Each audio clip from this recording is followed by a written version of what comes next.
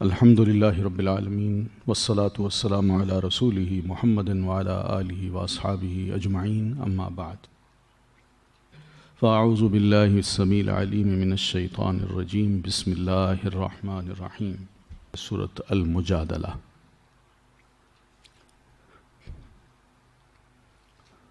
مجادلہ دال کے اوپر زبر ہے، مجادلہ باب مفاعلہ ہے، جیسے مضاربہ مقاتلہ ہوتا ہے جس کا مطلب ہوتا ہے ایک دوسرے سے جدال کرنا، آرگومنٹس کرنا، اور اگر مجادلہ کہیں گے تو وہ عورت بن جائے گی جو جھگڑا کرنے والی تھی،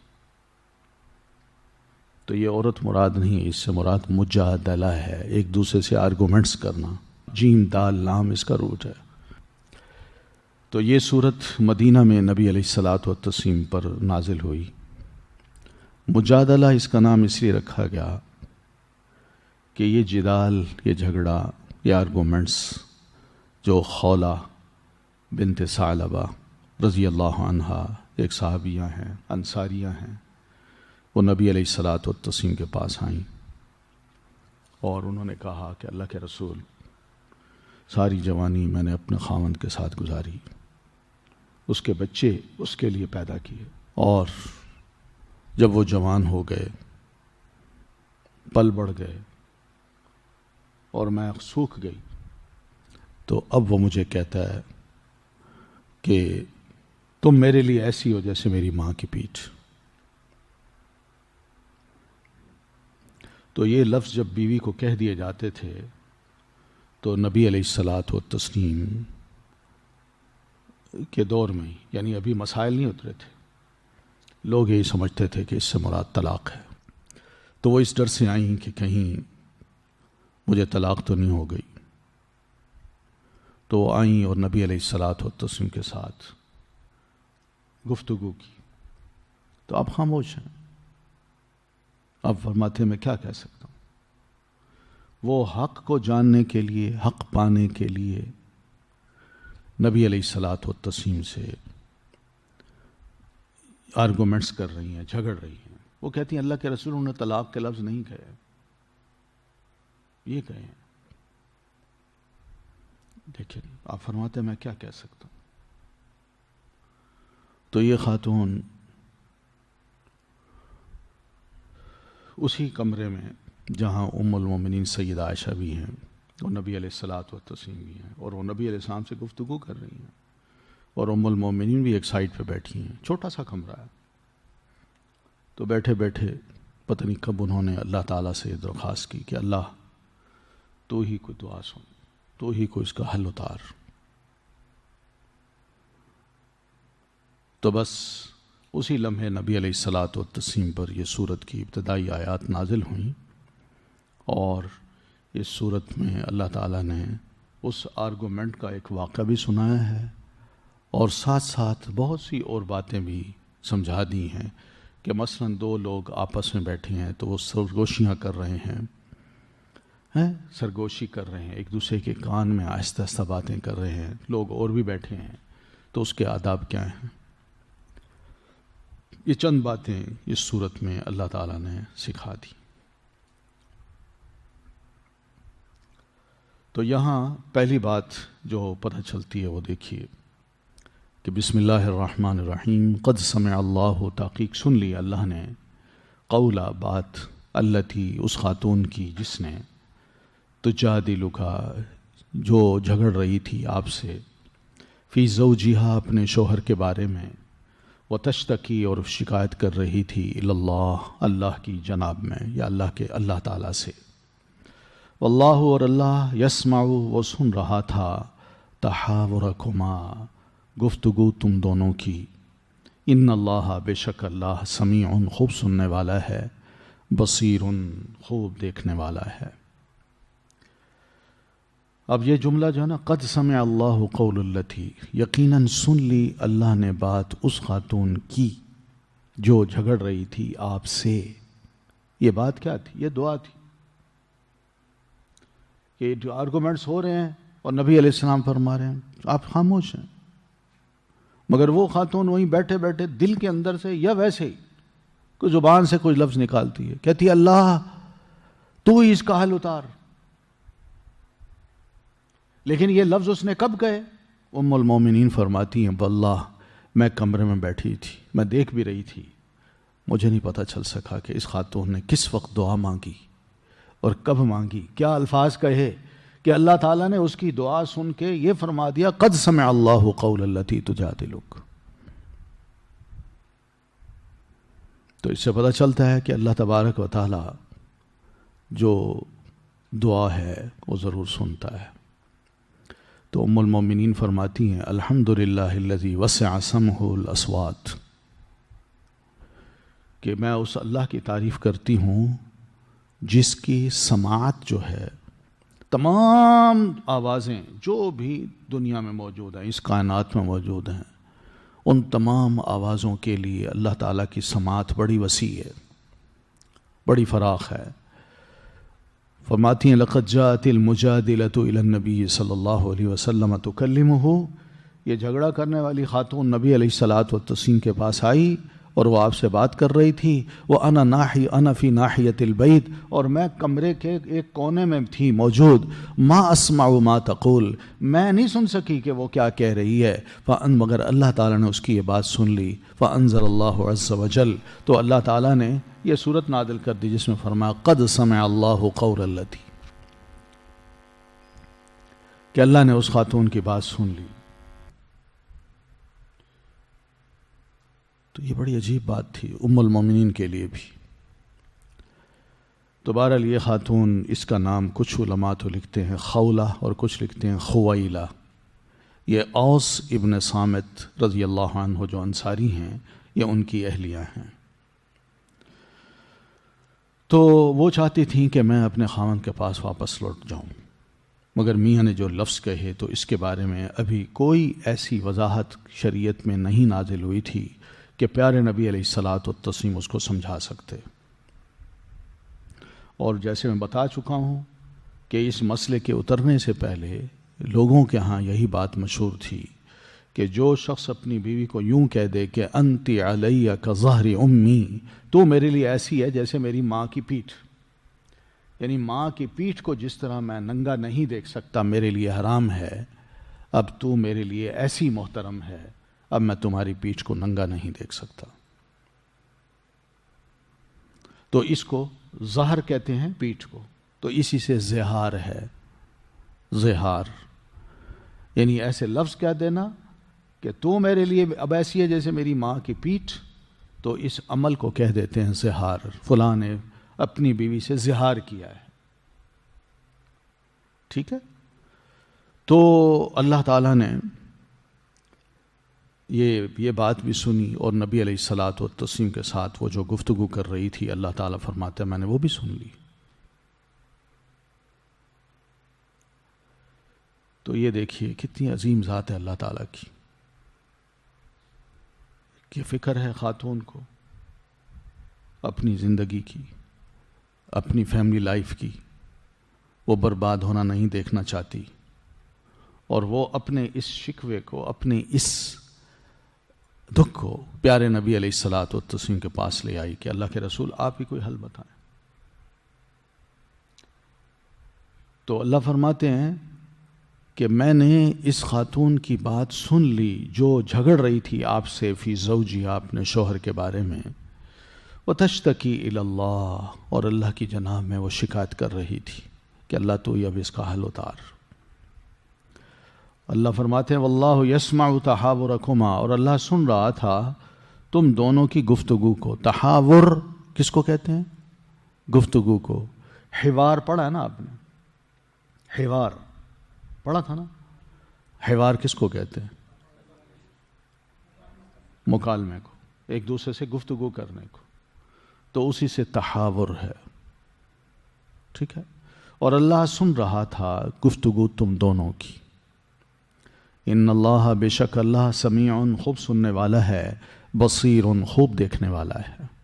اللہ دعاؤں کو بھی سنتا ہے اور معاملات کو بھی دیکھتا ہے کہ دو بندے جو آپس میں گفتگو کر رہے ہیں، جہاں اللہ ان کی گفتگو سن رہا ہے وہاں یہ بھی دیکھ رہا ہے کہ ایک دوسرے کے ساتھ کس طرح معاملہ کر رہے ہیں۔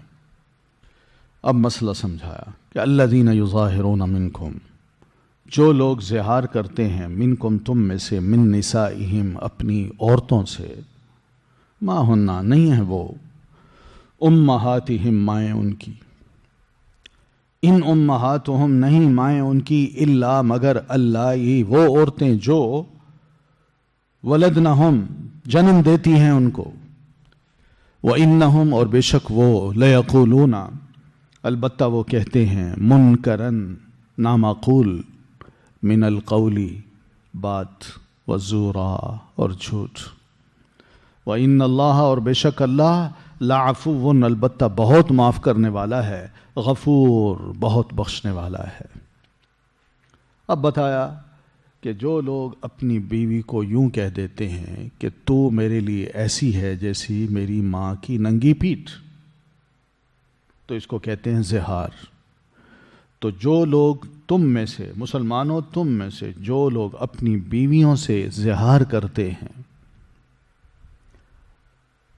یعنی اپنی بیوی کو کہتے ہیں کہ تو میرے لیے اب ایسی ہے جیسے میری ماں کی ننگی پیٹھ، تو کیا ان کے اس کہنے سے ان کی بیویاں ان کی مائیں بن جاتی ہیں؟ لوگ تو یہی سمجھتے تھے نا کہ ماں بن جاتی ہے، اب وہ حرام ہو گئی۔ تو اللہ تعالیٰ نے اس کا جواب یہ دیا کہ ما ہن امہاتہم، سنو، نہیں وہ ان کی مائیں، یعنی اس قسم کا جملہ اپنی بیوی کو کہہ دینے سے وہ بیوی اس کی ماں نہیں بن جاتی۔ انڈرسٹوڈ بات ہے، ٹھیک ہے نا؟ بیوی ماں نہیں بن جاتی، ما ہن امہاتہم، کہ اب بیوی مجھ پر حرام ہو گئی اس لیے کہ یہ ماں کا درجہ پا گئی، ایسا مسئلہ نہیں ہے۔ سمجھ آ رہی ہے نا؟ پہلی بات۔ دوسری بات، ان امہاتہم الا اللہ ولدنہم، ان کی مائیں تو وہی ہوتی ہیں صرف جنہوں نے ان کو جنا ہوتا ہے، بیوی نے جنا ہے اس کو۔ تو دوسرا مطلب یہ کہ اس قسم کے لفظ کہنے سے یہ مت لیجیے گا کہ بس جی میں یہ لفظ کہہ چکا ہوں اب اس کا معنی اور مفہوم تو یہی ہے۔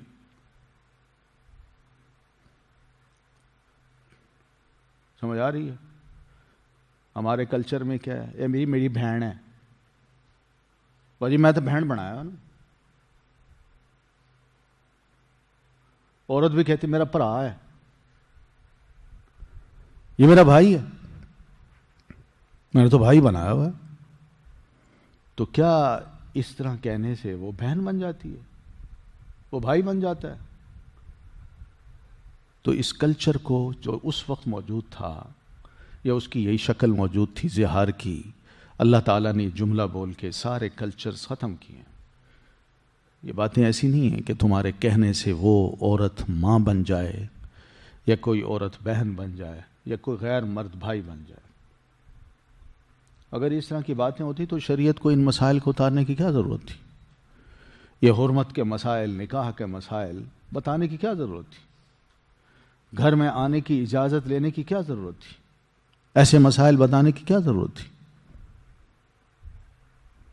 یہ اس لیے ضرورت پڑی ہے کہ لوگ اپنی طرف سے بہت سے ایسی چیزیں بنا لیتے ہیں اور کہتے ہیں جی بس میں نے جب کہہ دیا کہ یہ میری بہن ہے، یہ میرا بھائی ہے، تو بس میری بہن ہی ہے، یہ میرا بھائی ہے، یہ میں نے اس کو بیٹی بنایا، یہ میری بیٹی ہے۔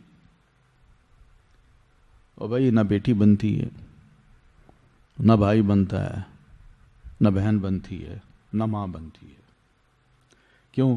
وَإِنَّهُمْ لَيَقُولُونَ مُنْكَرًا، پہلی بات تو یہ ہے کہ یقیناً وہ کہتے ہیں نامعقول من القول بات، یہ بات کوئی معقول بات نہیں ہے کہ جس کو چاہا بہن بنا لیا، جس کو چاہا ماں بنا لیا، اور جس کو چاہا حرام کر دیا، جس کو چاہا حلال کر دیا۔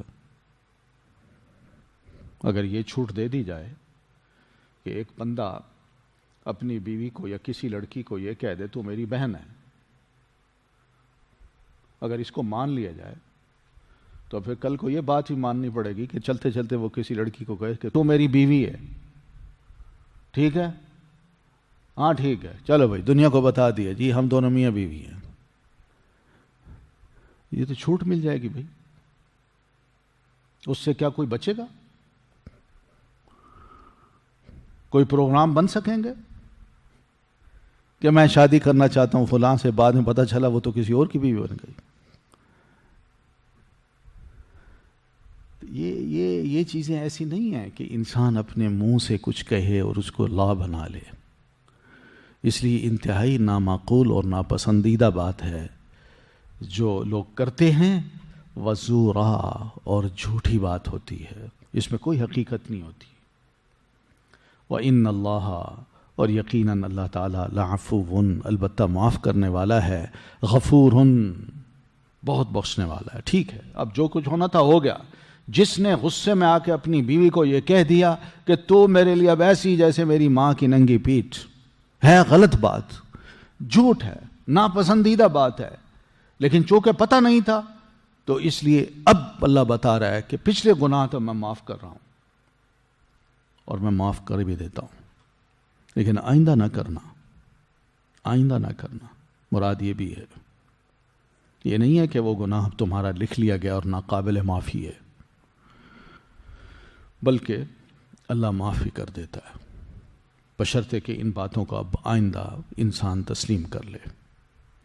والذین یظاہرون، اور وہ لوگ جو زہار کرتے ہیں، من نسائہم، اپنی بیویوں سے، ثم یعودون، پھر وہ رجوع کر لیتے ہیں، لما، اس سے جو قالو، انہوں نے کہا، فتحریر رقبۃ، پس آزاد کرنا ہے ایک گردن کا، من قبلی، اس سے قبل، ان یتماسا، کہ وہ دونوں ایک دوسرے کو چھوئیں.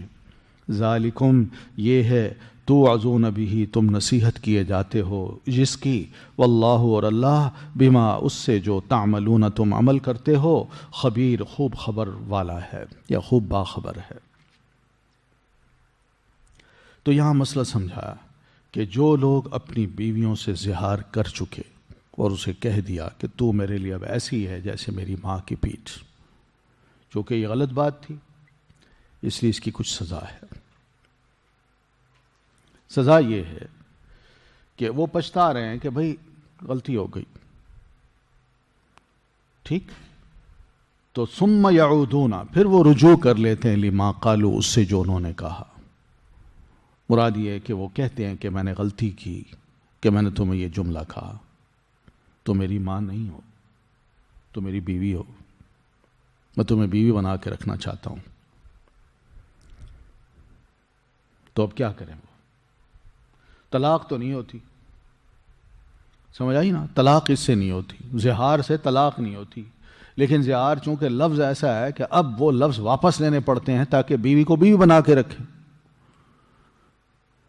تو اس لیے جب وہ اپنے الفاظ کو واپس لینا چاہتے ہیں اور کہتے ہیں غلطی ہو گئی ہے، تو اب بیوی کو اگر واپس کرنا ہے اور بنا کے رکھنی ہے اس کے ساتھ، تو اس سے پہلے کہ وہ دونوں ایک دوسرے کو ٹچ کریں، ایک دوسرے کو چھوئیں، ایک دوسرے کے ساتھ رہیں، تو مرد کو کیا کرنا ہے؟ فتحریر رقبہ، تو آزاد کرنا ہے ایک غلام کا، من قبل ان یتماسا، اس سے پہلے کہ وہ ایک دوسرے کو چھوئیں.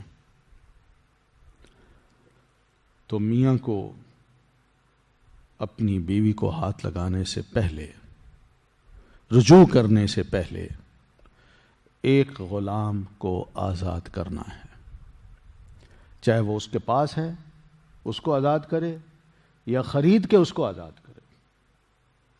یہ اس کی اپنی حیثیت پر ہے. اگر امیر آدمی ہے اور غلام خرید سکتا ہے تو غلام خرید لے، اس کو آزاد کرے، پھر اس کے بعد اپنی بیوی کے ساتھ رہ سکتا ہے. ٹھیک ہے، یہ شرط ہے. اس سے پہلے اجازت نہیں ہے کہ انسان اپنی بیوی کو ہاتھ لگائے. یہ کفارہ ہے، یہ دینا پڑے گا. ذالکم توعظون بہ، یہ ہے تم نصیحت کیے جاتے ہو جس کی.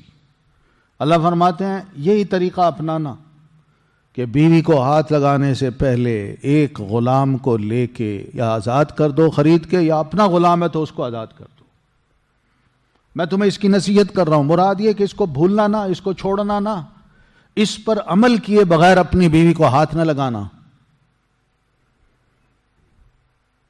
یہ مطلب ہے ذالکم توعظون بہ، یعنی تاکید کے لیے کہتا ہے میں تمہیں نصیحت کر رہا ہوں کہ آئندہ یہ نہ کرنا، اگر کرنا تو یوں کرنا۔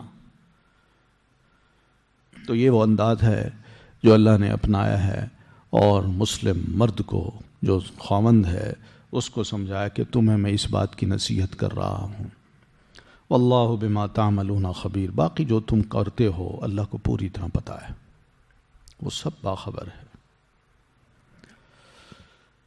تو نبی علیہ السلام کے دور میں اس قسم کے کچھ کام ہوئے تھے، تو نبی علیہ الصلاۃ والتسلیم نے اس میں فلیکسیبلٹی یوں رکھی کہ پہلی بات تو مظاہر کو جو زہار کرتا ہے اپنی بیوی سے، قرآن مجید کی اس آیت کی روح سے ایک بات سمجھا دی کہ جس نے اپنی بیوی سے زہار کیا ہے وہ بیوی اس پر حرام ہو جاتی ہے جب تک کہ وہ کفارہ ادا نہیں کرتا۔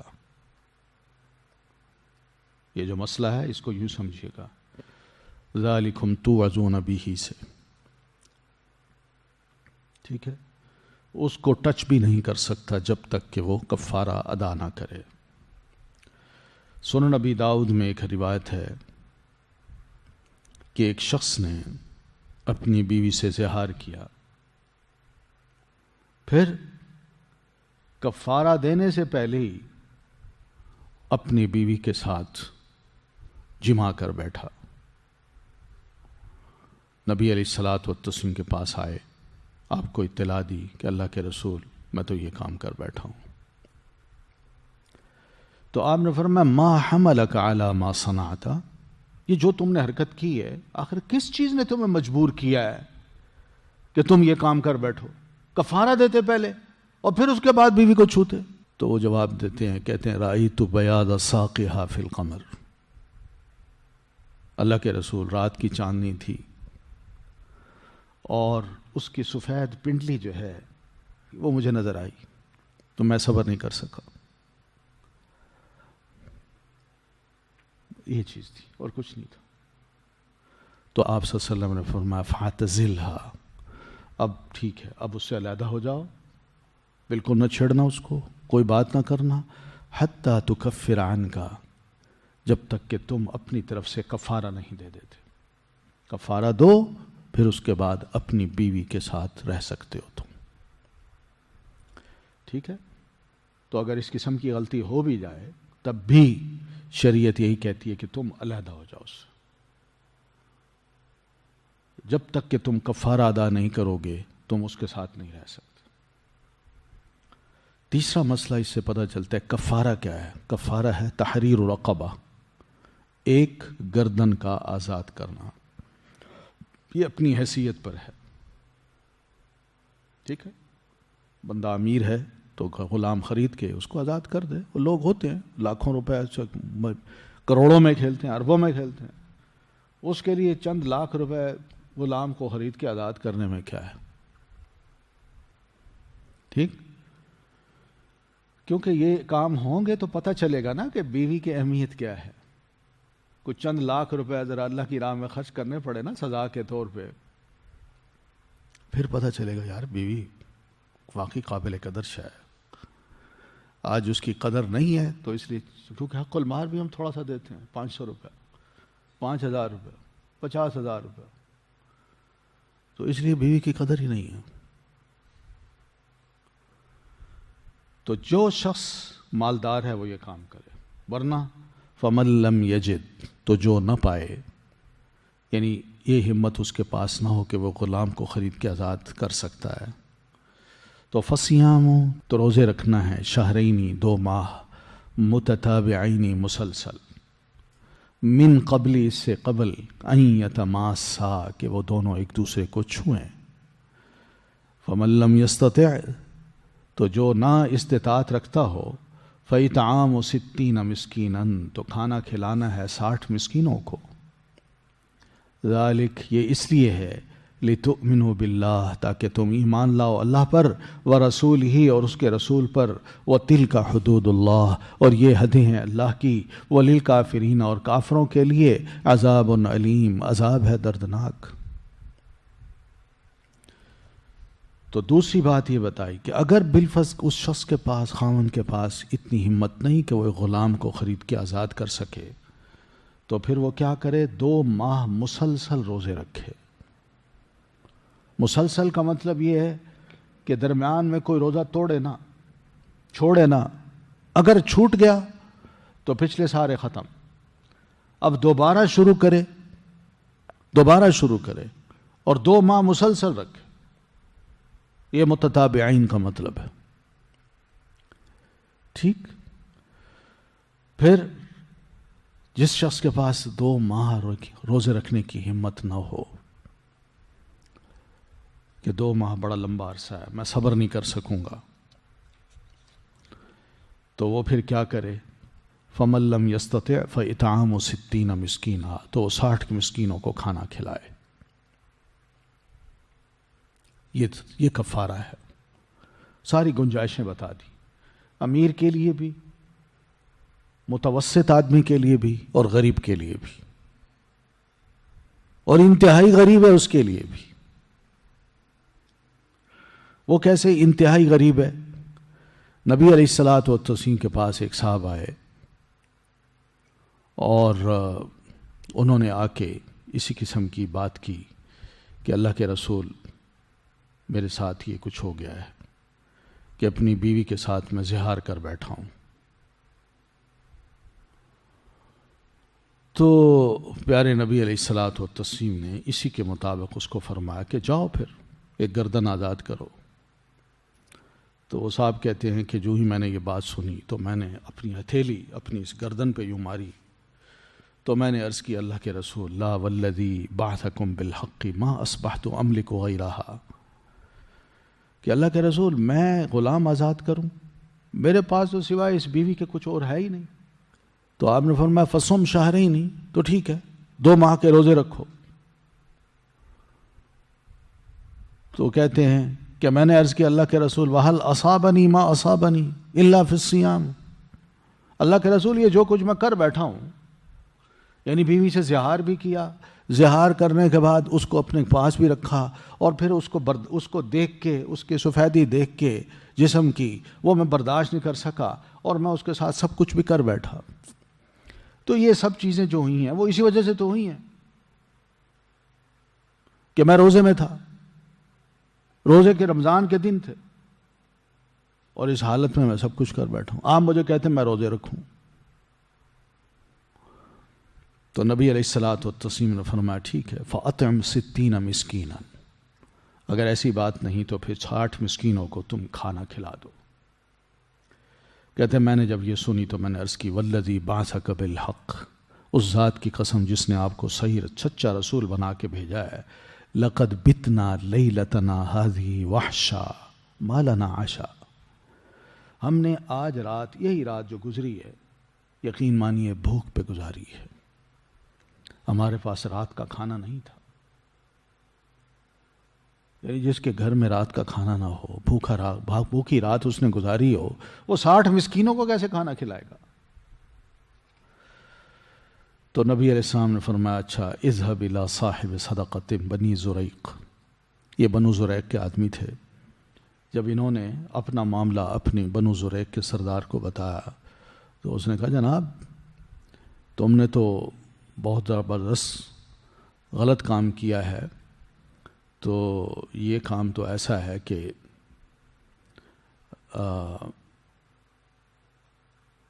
ناقابل معافی ہے۔ تو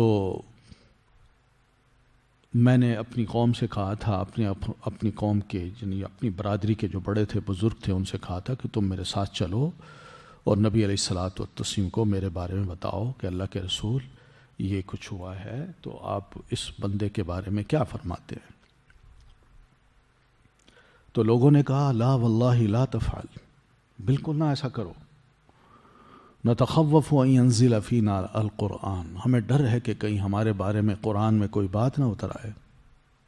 کہ اللہ کہے یہ لوگ ہیں اس قسم کے، اور بعد میں قیامت تک لوگ قرآن کو پڑھتے رہیں اور کہیں لو جی یہ اس برادری کا یہ بندہ تھا اور اس برادری کے ایسے لوگ تھے، یہ اس قسم کے کام کرتے تھے. یا پھر او یقول فینا رسول اللہ صلی اللہ علیہ وسلم مقالۃ یبقى علینا عارها، یا اللہ کے رسول ہمارے بارے میں کوئی ایسی بات کہہ دیں جو بعد میں ہمارے لیے شرمندگی کا باعث بنتی رہے. ہم نہیں جاتے، تو خود جاؤ، جو تم نے کیا اب خود اس کو بھگتو. تو کہتے ہیں کہ میں جب نبی علیہ السلام کے پاس گیا اور آپ کو یہ ساری باتیں کیں اور نبی علیہ السلام سٹیپ بائی سٹیپ مجھے سمجھاتے گئے، اور جب آخر میں بات آئی تو آپ نے فرمایا اچھا ٹھیک ہے، بنو زریق میں جاؤ اور بنو زریق کا وہ بندہ جس نے زکوٰۃ دینی ہے اس سے کہو کہ وہ زکوٰۃ نکالے اور مجھے دے. تم وہ زکوٰۃ لے کے خود بھی کھاؤ اور دوسروں کو بھی کھلاؤ. تو یہ واپس آئے اپنی قوم کے پاس، تو ان کو جا کے بتایا، تو قوم کے بڑے لوگوں نے اپنی زکوٰۃ ان کو دے دی، اور پھر اس کے بعد انہوں نے خود بھی کھائی اور دوسروں کو بھی دی. اور قوم کو کہتے ہیں وجدت عندکم الضیق وسوء الرأی، میں تمہارے پاس اپنا مسئلہ لے کے آیا تھا، تم نے میرے مسئلے کو حل کرنے کی بجائے میرے لیے بڑی مشکلات پیدا کر دی. تمہارے اندر میں نے تنگی پائی، اور میرے بارے میں یا اپنے بارے میں تم نے بڑی بری رائے دی. لیکن ووجدت عند رسول اللہ صلی اللہ علیہ وسلم السعۃ والبرکۃ، مگر یہی کیس میں نے جا کے جب نبی علیہ الصلوۃ والتسلیم کو پیش کیا تو میں نے اللہ کے رسول کے پاس بڑی وسعت پائی، بڑی برکت پائی. آپ نے نہ صرف یہ کہ مجھے یہ کہا کہ غلام آزاد نہیں کر سکتے نہ کرو، 2 ماہ کے روزے نہیں رکھ سکتے نہ رکھو، 60 مسکینوں کو کھانا نہیں کھلا سکتے نہ کھلاؤ، بلکہ مسکینوں کا کھانا تم لو اور زکوٰۃ لے کے خود بھی کھاؤ دوسروں کو بھی کھلاؤ. تو اس طرح یہ رعایت بھی ہے ہمارے دین میں، اور نبی علیہ الصلوۃ والتسلیم نے یہ رعایت خود بندے کے حالات کو دیکھ کے اجازتاً مرحمت فرمائی ہے. ٹھیک ہے، اور یہ سب باتیں اللہ فرماتے ہیں. میں کیوں کہہ رہا ہوں؟ ذالک، یہ اس لیے کہہ رہا ہوں کہ لتؤمنوا باللہ ورسولہ، تاکہ تم ایمان لاؤ اللہ پر اور اس کے رسول پر. یعنی اللہ پر ایمان لانا، رسول پر ایمان لانا منہ سے کہہ دینا آسان ہے، مگر اللہ کے احکامات اور رسول اللہ صلی اللہ علیہ وسلم کے ارشادات پر عمل کر کے دکھانا، یہ صحیح معنوں میں ایمان ہے. اور میں یہ جاننا چاہتا ہوں کہ تم میری ان پابندیوں پر عمل کرتے ہو یا نہیں، جو تمہیں میں بتا رہا ہوں اس کو تم مانتے ہو یا نہیں. جب عمل کرو گے تو تمہیں پتہ چل جائے گا کہ واقعی اللہ کے احکامات کی کیا حیثیت ہے اور ہم کتنی اہمیت ان کو دے رہے ہیں. اور جب عمل نہیں کرو گے تو پتہ چل جائے گا تمہارا ایمان بظاہر بڑا اچھا ہے مگر اندر سے تم مخلص نہیں ہو.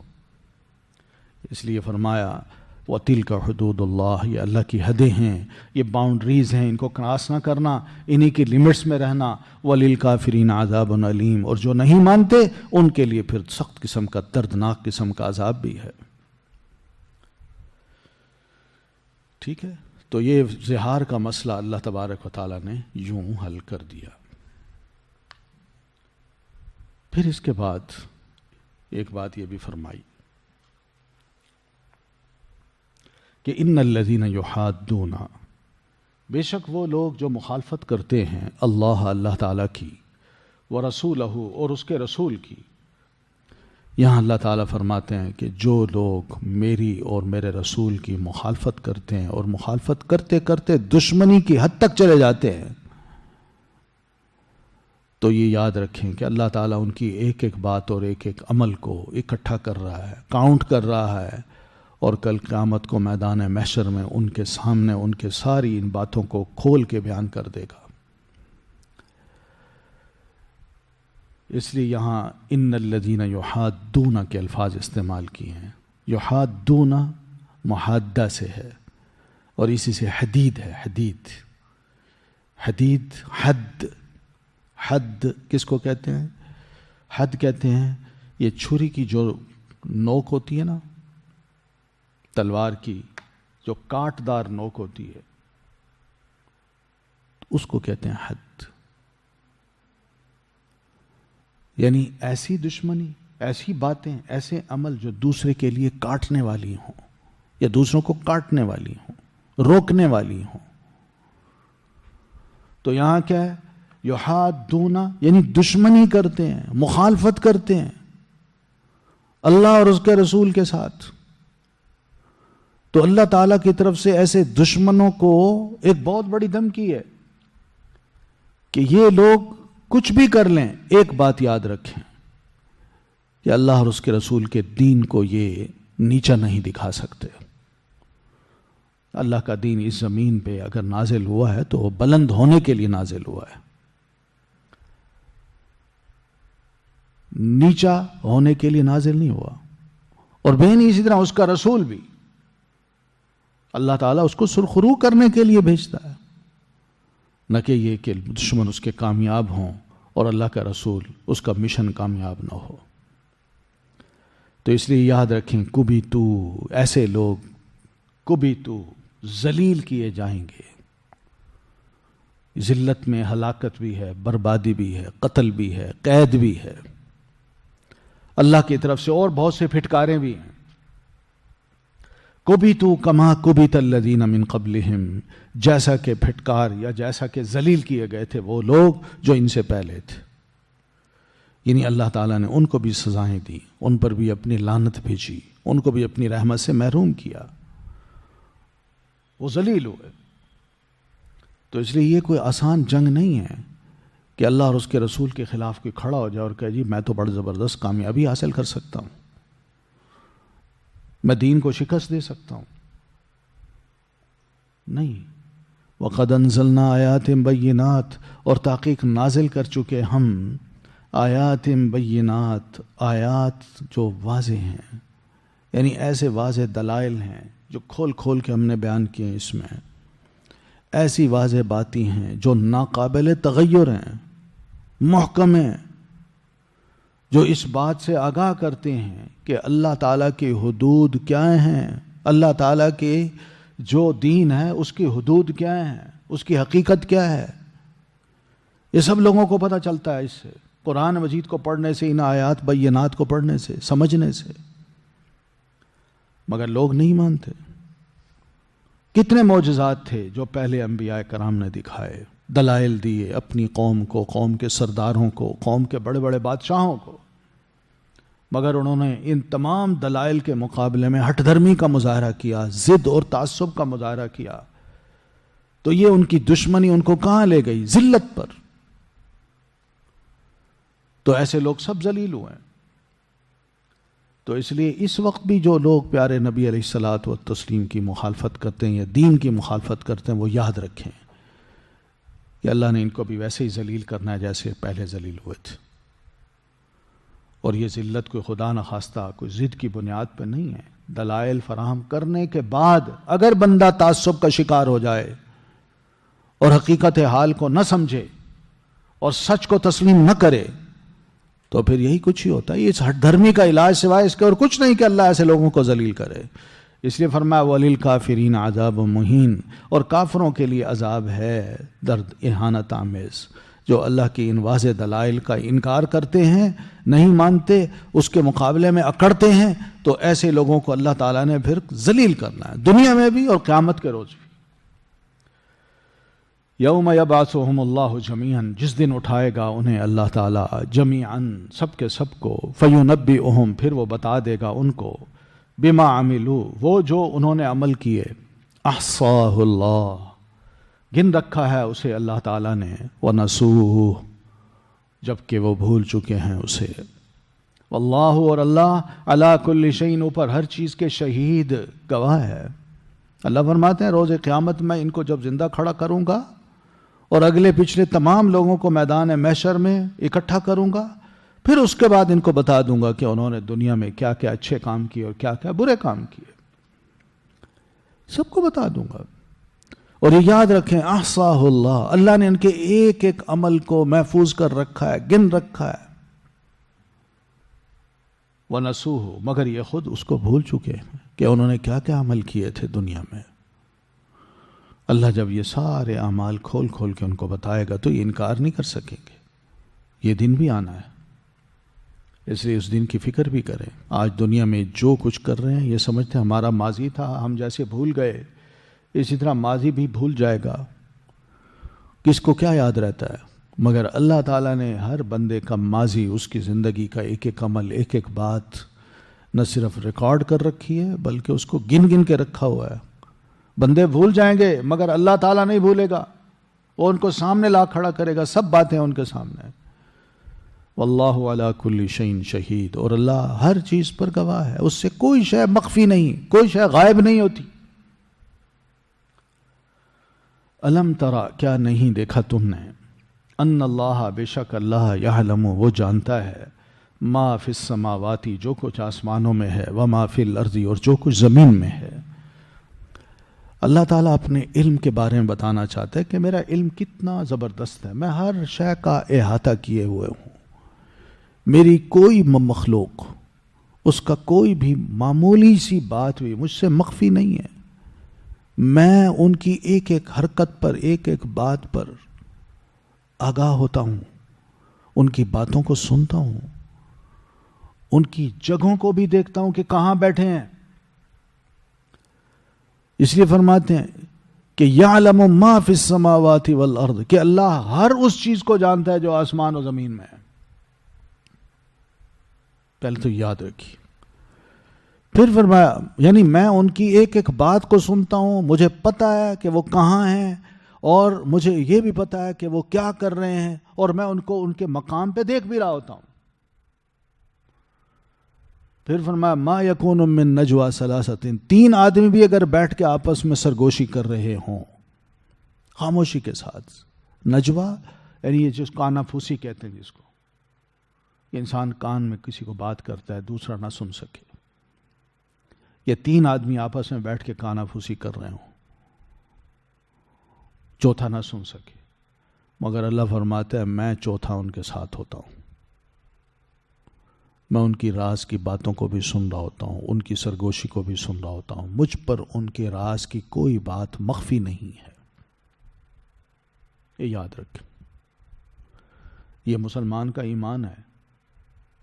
اس لیے مسلمان کی سرگوشی ہمیشہ خیر خواہی کی ہوتی ہے، کیونکہ اس کا یقین ہوتا ہے کہ میں اپنے دوسرے بھائی کے کان میں کوئی بات ڈال بھی رہا ہوں تو گناہ کی نہیں، کسی کی غیبت کی نہیں، کسی کا مذاق اڑانے کی نہیں، بلکہ اس لیے ڈال رہا ہوں کہ کوئی اس کو نیکی کا کام بتا دوں یا اچھی کوئی بات بتا دوں جس کو یہ سن کے نہ صرف اپنائے بلکہ عمل بھی کر لے.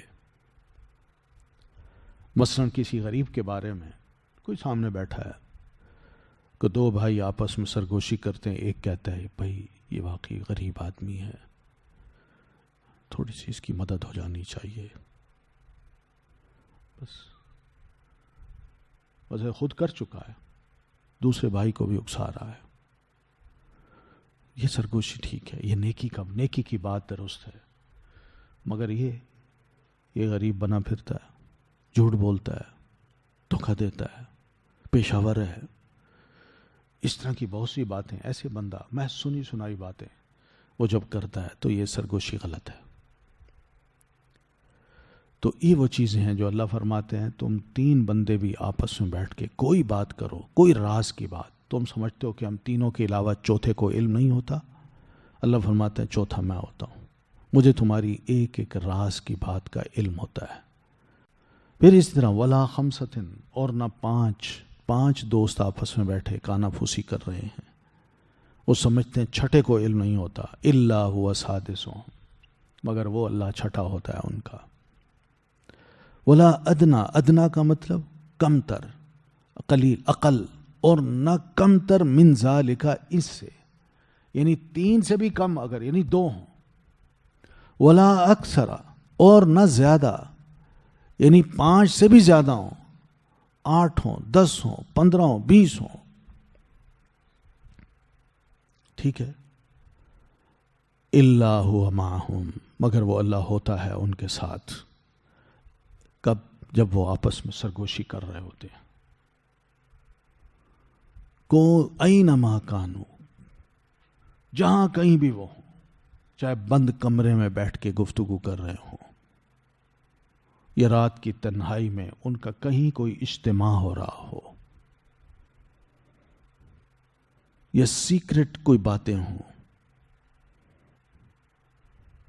کہیں بھی بیٹھ کے کچھ بھی میٹنگ کر رہے ہوں، کچھ بھی باتیں کر رہے ہوں، اللہ فرماتے ہیں میں ان کی ایک ایک سرگوشی کو اس موقع پر بھی سن رہا ہوتا ہوں۔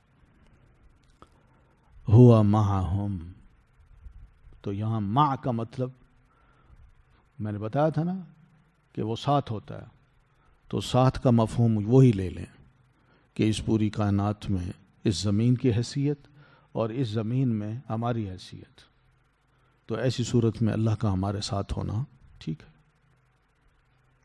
لیکن یہ کہنا کہ میں یہاں ہوں تو اللہ بھی فزیک اپنی پوری لے کے یہاں میرے ساتھ اسی طرح ہی جیسے میں ہوں، اسی قد کاٹھ کے ساتھ چھوٹا بن کے وہ میرے ساتھ ہے، یہ بہت غلط بات ہے، یہ انتہائی غلط بات ہے۔ جبکہ اللہ کے بارے میں ہمارا عقیدہ یہ ہونا چاہیے اللہ اکبر، اللہ سب سے بڑا ہے، کائنات کی کوئی شے ایسی نہیں ہے جو اللہ سے بڑی ہو، اللہ سب سے بڑا ہے، ہر شے اس کے مقابلے میں چھوٹی ہے۔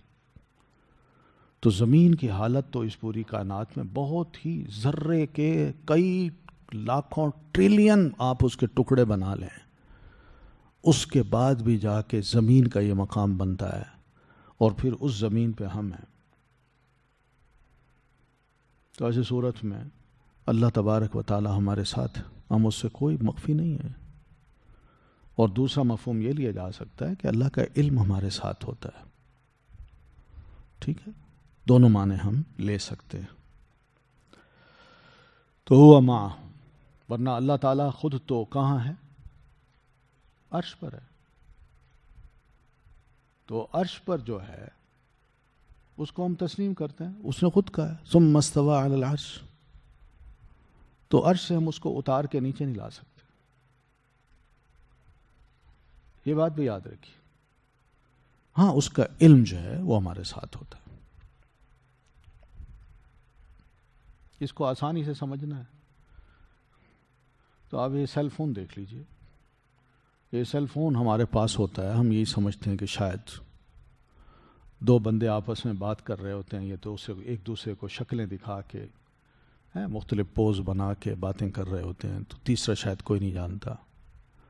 مگر یہ جو فون والے ہیں نا، جنہوں نے ہمیں نمبر دے رکھے ہیں اور جنہوں نے پورے یہ سیٹ بنائے ہوئے ہیں، انہوں نے بیچ میں پروگرامنگ بھی ایسی کی ہوتی ہے کہ وہ کمرے میں بیٹھ کے ہمارا پورا ریکارڈ، صرف نمبر ان کو معلوم ہو تو پورا ریکارڈ نکال کے ہمیں دکھا سکتے ہیں، اور دیکھ بھی رہے ہوتے ہیں۔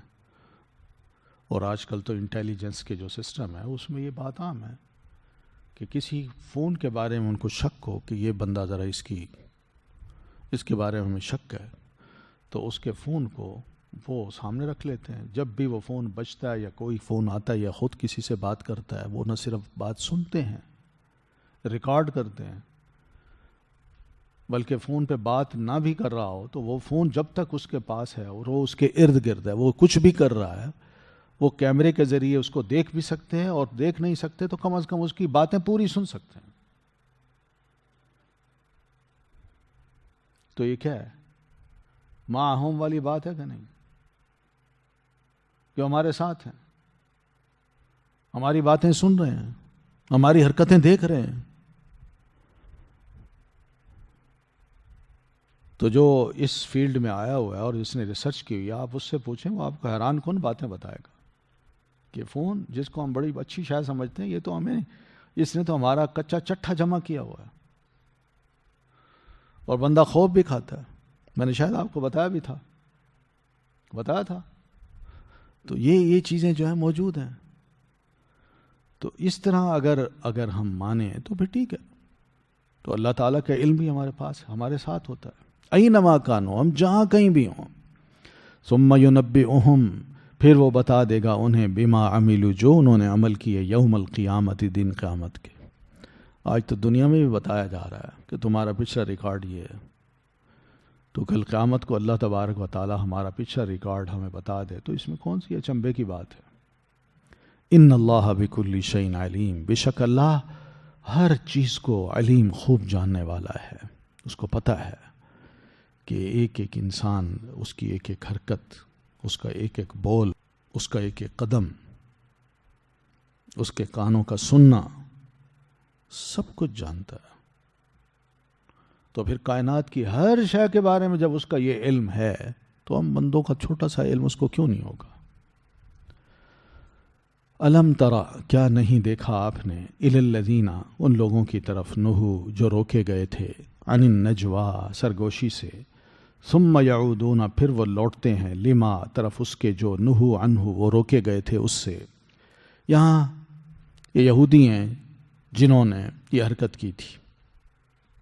یہودی اور منافق آپس میں بیٹھتے تھے تو بڑی سرگوشیاں کرتے تھے اور اپنی آنکھوں سے ایک دوسرے کو آنکھیں مار کے بھی اشارے کرتے تھے. اور بطور خاص جب کسی مومن کو گزرتا دیکھتے یا آتا دیکھتے یا بیٹھا ہوا دیکھتے تو اپنی آنکھوں سے اشارے بھی کرتے تھے، مذاق اڑاتے تھے، اور پھر آپس میں بیٹھ کے سرگوشیاں بھی کرتے تھے. چاہتے یہ تھے ان سرگوشیوں سے اور اپنی آنکھوں کے اشاروں سے کہ کسی طرح مسلمانوں کو غصے دلائیں اور ان کے دلوں میں یہ وسوسے ڈالیں کہ ہم تمہارے بارے میں سرگوشیاں کر رہے ہیں. اور یہ بھی بتائیں کہ اپنی اپنی باتوں میں، گفتگو میں یہ بتائیں کہ جن سے یہ لڑنے جا رہے ہیں ان سے مار کھائیں گے. اور اسی طرح باتیں کریں ایسی کہ جی یہ فلاں جو ہے مسلمان، اس کا چچا، اس کا بھتیجا، اس کا بیٹا، اس کا باپ، وہ بھی میدان جنگ میں مارا گیا. تو یہ باتیں جب کرتے تھے تو اس سے مسلمانوں کے اندر ایک جوش سا پیدا ہوتا تھا. جوش یہ پیدا ہوتا تھا کہ اچھا میرا باپ تھا تو مشرک، مگر مارنے والا فلاں میرا مسلمان بھائی ہے جس نے میرے والد کو میدان جنگ میں قتل کیا. تو اس کو اپنے بھائی کے بارے میں غصہ بھی آتا تھا کہ میرے باپ کو اس نے مارا ہے. تو اس طرح کئی حرکتیں ہوتی تھیں ان سرگوشیوں سے جس کے بڑے نقصانات ہو رہے تھے. تو رسول اللہ صلی اللہ علیہ وسلم نے ان منافقوں کو روکا کہ تم ایسی باتیں نہ کیا کرو، بس آج کے بعد یہ باتیں نہ کرنا. مگر انہوں نے وہی حرکتیں کی، آپس میں بیٹھتے تھے، وہی باتیں کرتے تھے، یہودیوں کے ساتھ بیٹھ کے اسی طرح کی سرگوشیاں کرتے تھے. اور یہ سب گناہ اور زیادتی کے کام تھے، اور رسول اللہ صلی اللہ علیہ وسلم کی نافرمانی بھی کھل کر رہے تھے اور آپ کی مخالفت بھی کر رہے تھے. تو یہ ان کے کام تھے جس کی طرف اشارہ کیا اللہ تعالیٰ نے کہ الم تر الی الذین نہوا عن النجوا، کہ رسول اللہ صلی اللہ علیہ وسلم نے ان کو روکا کہ ایسی سرگوشیاں نہ کرو. ثم یعودون لما نہوا عنہ، تو جس سے آپ نے روکا تھا پھر اس کو وہی کرتے ہیں، پھر ویسی سرگوشیاں کرتے ہیں، کانا پھوسیاں کرتے ہیں، وہی حرکتیں کرتے ہیں، وہی باتیں کرتے ہیں. پھر وَيَتَنَاجَوْنَ بِالْإِثْمِ وَالْعُدْوَانِ وَمَعْصِيَةِ الرَّسُولِ، سرگوشیاں بھی کرتے تھے تو گناہ کی بات کی، زیادتی کی بات کی، اور رسول اللہ علیہ وسلم کی کھلی نافرمانی پر مبنی یہ سرگوشی ہوتی تھی. تو اللہ کے رسول، الم ترا، کیا آپ نے نہیں دیکھا ان لوگوں کا حال، یہ کیسے مومن ہے؟ پھر وَإِذَا جَاءُوكَ حَيَّوْكَ بِمَا لَمْ يُحَيِّكَ بِهِ اللَّهُ، جب آپ کے پاس آتے ہیں تو آ کے آپ کو وہ سلام نہیں کرتے جو سلام اللہ نے آپ کو کیا ہے، بلکہ یہ کیا کہتے تھے رسول اللہ صلی اللہ علیہ وسلم کو؟ سامن علیکم. سام کا کیا مطلب ہے؟ موت ہو تم پر. پھر اپنے دل میں یہ جملہ کہہ کے اپنے دل سے سوال کرتے تھے کہ بھئی یہ لفظ تو میں نے کہہ دیے، اگر یہ واقعی اللہ کے رسول ہوتے تو اللہ تعالیٰ کی پھٹکار ابھی مجھ پر پڑنی چاہیے تھی.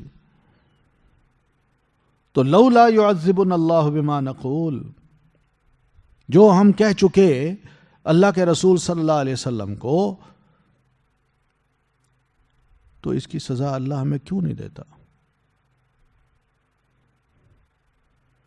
تو اپنے آپ سے یہ سوال بھی کرتے تھے. تو اس کا مطلب یہ لیتے تھے کہ جب اللہ سزا نہیں دیتا تو ہم ٹھیک ہیں، یہ رسول غلط ہیں.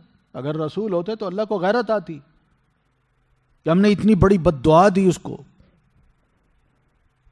اور اللہ تعالیٰ کو غصہ نہیں آیا، اللہ نے اپنے رسول کی حمایت ہی نہیں کی. تو یہ ان کی حالت تھی.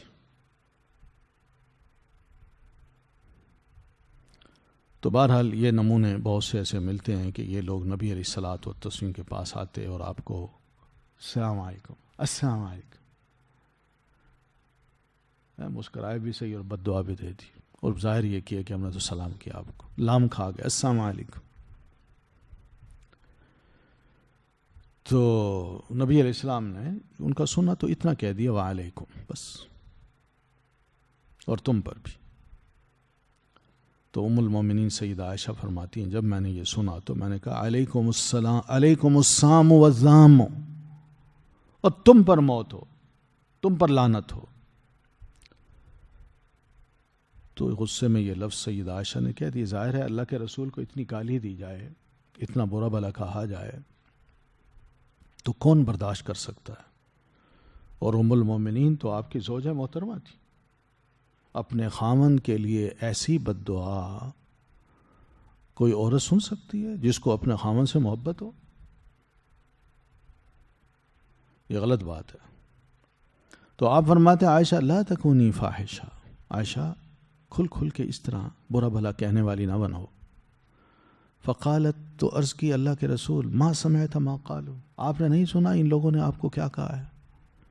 فقال، تو آپ نے فرمایا اولیس قد رددت علیہم الذی قالوا، کیا تم نے وہ سنا ہے جو میں نے ان کو جواب دیا ہے؟ قلت وعلیکم، میں نے کہہ دیا تھا ان کو وعلیکم بس، اور تم پر بس، یہ میں نے کہہ دیا تھا۔ تو سیدہ عائشہ رضی اللہ تعالیٰ عنہ نے ان کے بارے میں جو سمجھا تو ان کو برا بھلا کہا۔ تو نبی علیہ الصلاۃ والتسلیم نے ام المومنین سیدہ عائشہ کو فرمایا کہ نہ ایسا نہ کہو، بلکہ ساتھ یہ فرمایا فَإِنَّ اللَّهَ لَا يُحِبُّ الْفُحْشَ وَالتَّفَحُّشَ، اللہ تعالیٰ نہ بری بات کو پسند کرتا ہے اور نہ ہی اس طرح کے برے الفاظ کو سنانا یا سننا اللہ پسند کرتا ہے۔ تو پھر اللہ تعالیٰ نے یہ آیت اتاری وَإِذَا جَاءُوكَ حَيَّوْكَ بِمَا لَمْ يُحَيِّكَ بِهِ اللَّهُ،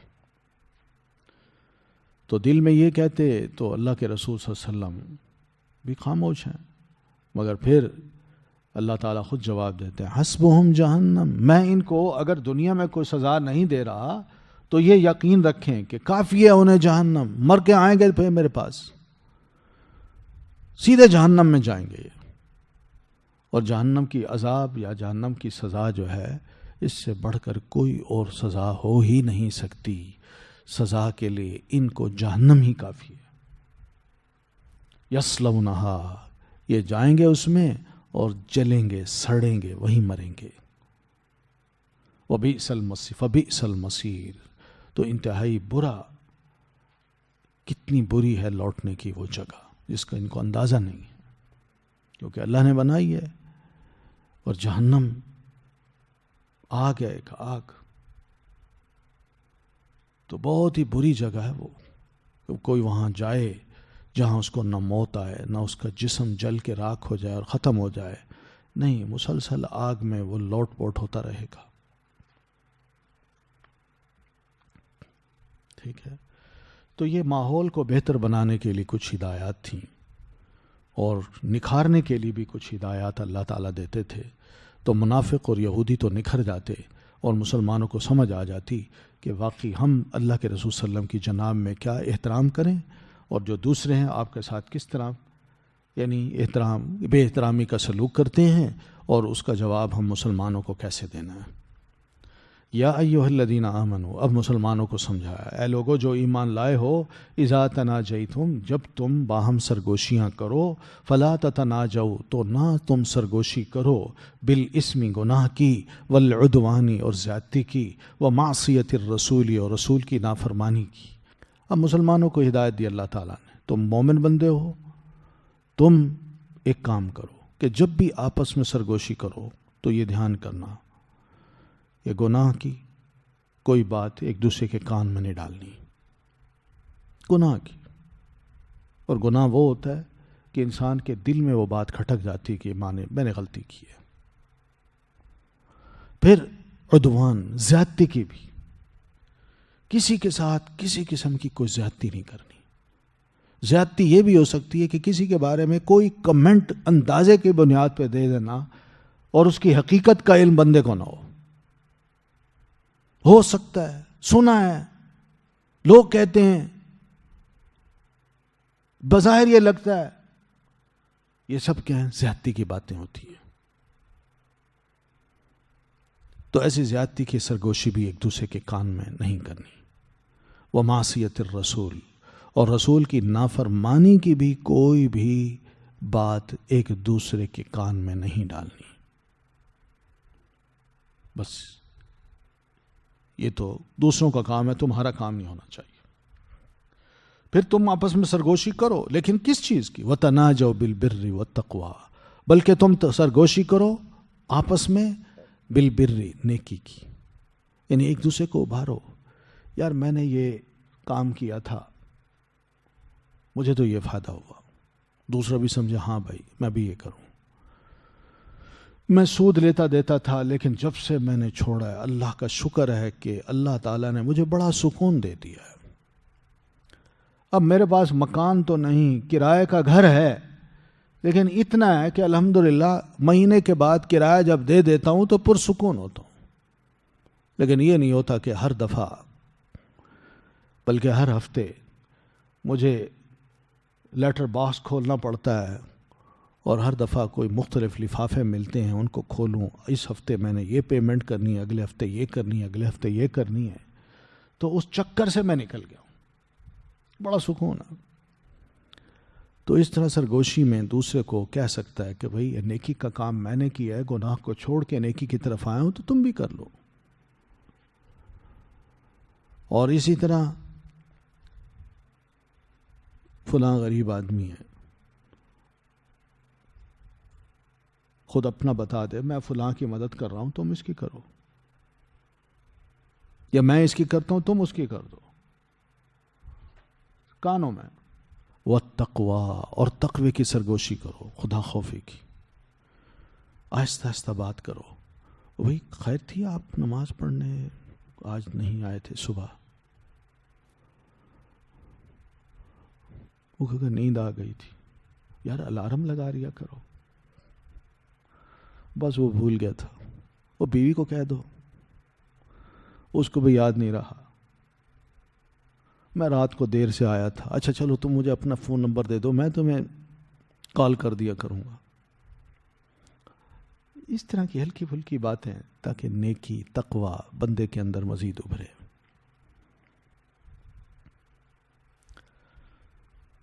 واتقوا اللہ، اور ڈرو اللہ سے، الذی، وہ جو، الیہ، طرف اسی کے، تحشرون، تم اکٹھے کیے جاؤ گے۔ بس اللہ کا جو حق ہے تعظیم کا، وہ اس کو دو، اور وہ یہی ہے کہ اس نے جو دین تمہیں دیا اس کو قابل عمل بناؤ، اور اپنے ہر معاملے کو اس کے دین کی طرف لے جاؤ۔ یہ ہے اللہ کا تقوی، کیونکہ تم نے اسی کی طرف اکٹھے ہونا ہے، اسی نے تمہیں آخرت میں جمع کرنا ہے۔ تو اس موقع پر پتہ چل جائے گا کہ کون خدا کا خوف رکھتا تھا اور کون نہیں رکھتا تھا۔ تو خدا خوفی اسی بات کی علامت ہوتی ہے کہ اللہ جو کہتا ہے، شریعت جو اللہ نے دی ہے، جو ہدایات مسلمانوں کو اللہ دے رہا ہے، مسلمان اس پر عمل کرتے جائیں۔ انما النجوى، بے شک سرگوشی، من الشیطان، شیطان کی طرف سے ہوتی ہے۔ اللہ نے بتایا کہ یہ سرگوشی جو کانوں میں کانا پھوسی کی صورت میں کی جاتی ہے، اس سے اکثر و بیشتر یوں ہوتا ہے کہ مومن اس کو اچھا نہیں سمجھتا۔ یہ دو بیٹھے آپس میں کانا پھوسی کر رہے ہیں، میں الگ بیٹھا ہوں، یہ کیا کر رہے ہیں؟ مگر شیطان دو ساتھیوں کو اس قسم کی سرگوشی بڑی خوبصورت بنا دیتا ہے ان کے لیے، کہ آپس میں ہم کانوں میں باتیں کریں، مذاق کریں، اور آپس میں جڑیں، اور مومنوں کو پرے کر دیں، یا مومنوں سے اپنا رابطہ کاٹ کے رکھ دیں، یا ایک مومن کو اپنا بنا لیں اور دوسروں کو اس سے توڑ دیں، مسلمانوں کے درمیان تفریق پیدا کر دیں، ایک کا مذاق اڑائیں اور دوسرے کی عزت کریں،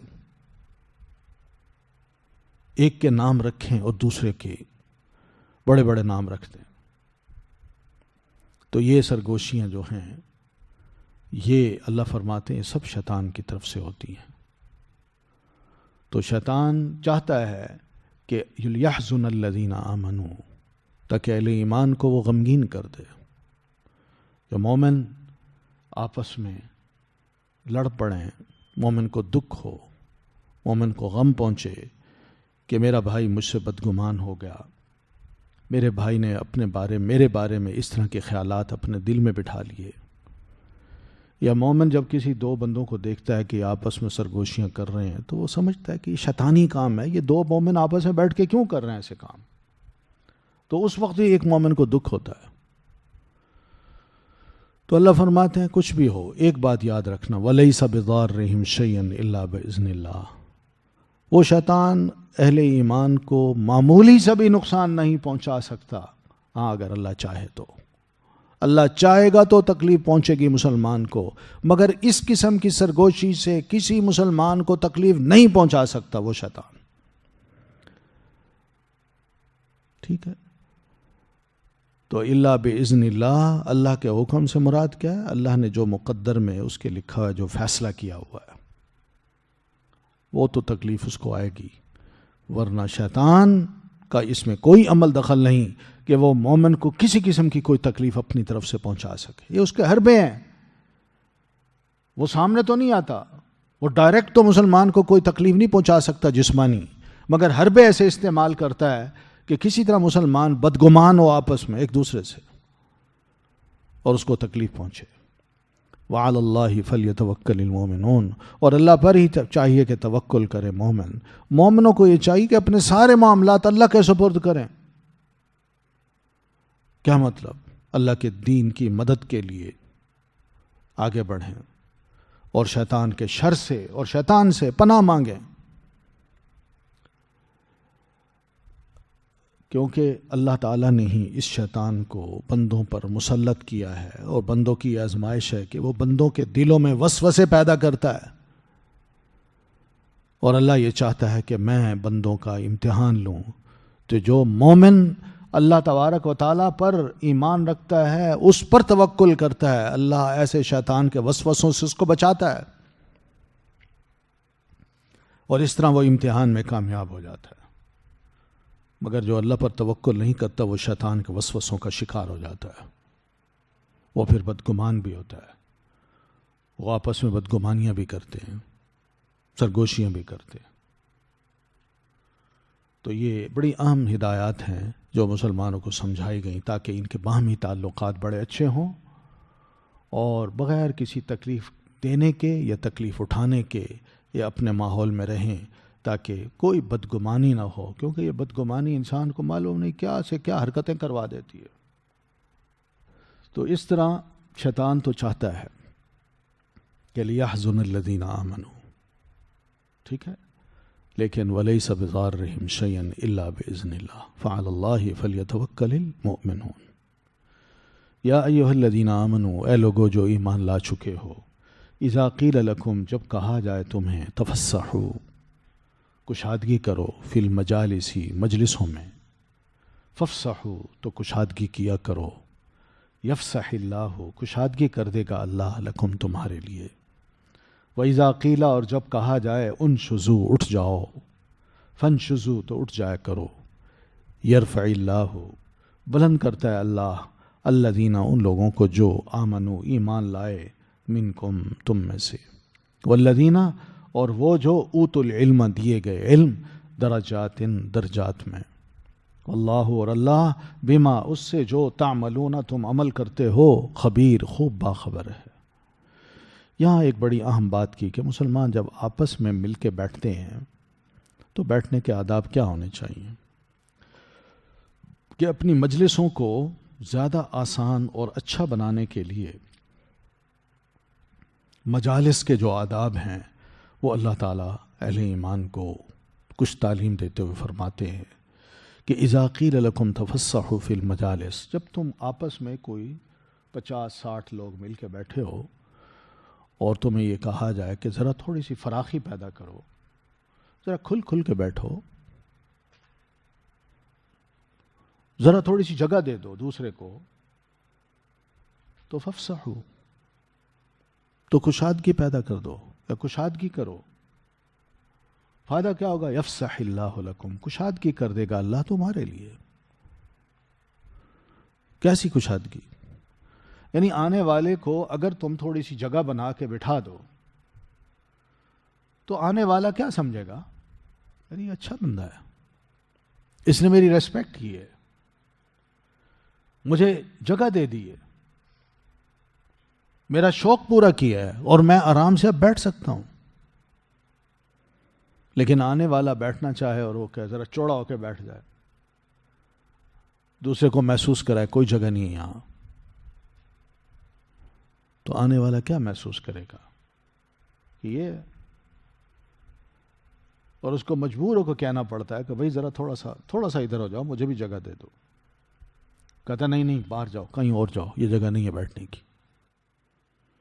تو اس سے کیا ہوگا؟ دل کی تنگی ہے کہ ایک عام جگہ پہ جب سب پبلک بیٹھے ہیں اور جو تمہاری ملکیت نہیں ہے، تھوڑی دیر کے لیے تم آئے ہو، اس جگہ اگر تم اپنے ایک بھائی کو جگہ نہیں بنا کے دے سکتے تو سوچو پھر باہر کے کاموں میں تم ایک دوسرے کے ساتھ کیسے چل سکو گے؟ کس طرح تمہارے دل ایک دوسرے سے کھلیں گے؟ ایک معمولی مجلس میں تھوڑی سی سٹنگ کے لیے، تھوڑے سے وقت کے لیے تم اپنے دل کو کھلا نہیں کرتے تو بعد میں جو تمہارے معاملات ہوں گے اور باہر جب تم کرو گے، آپس میں رشتہ داریاں کرو گے، لین دین کرو گے، تو اس وقت تمہارے دل کیسے کھلیں گے؟ تو یہ تو ٹوکن ہوتے ہیں، سمبل ہوتے ہیں کہ انسان اپنے رویے سے دوسرے کو ظاہر کر رہا ہوتا ہے کہ بھئی میں کیسا انسان ہوں، اچھا ہوں کہ برا ہوں. اگر اچھا ہوں تو بے غرض ہو کے اس موقع پہ اس کے لیے میں جگہ کشادہ کر دوں، آؤ بھائی تم بھی بیٹھو، ٹھیک ہے. اور اگر کہنے والا کو یہ کہے، جو میٹنگ کروا رہا ہے وہ یہ کہے کہ بھئی ذرا آپ کلوز ہو جائیں، دوسرے بھائیوں کو جگہ دیں، تو اس کی بات بھی ماننا پڑتی ہے، اس کو مجبوراً کہنا پڑتا ہے. پہلے تو کہنا نہ پڑے، بہتر یہی ہے.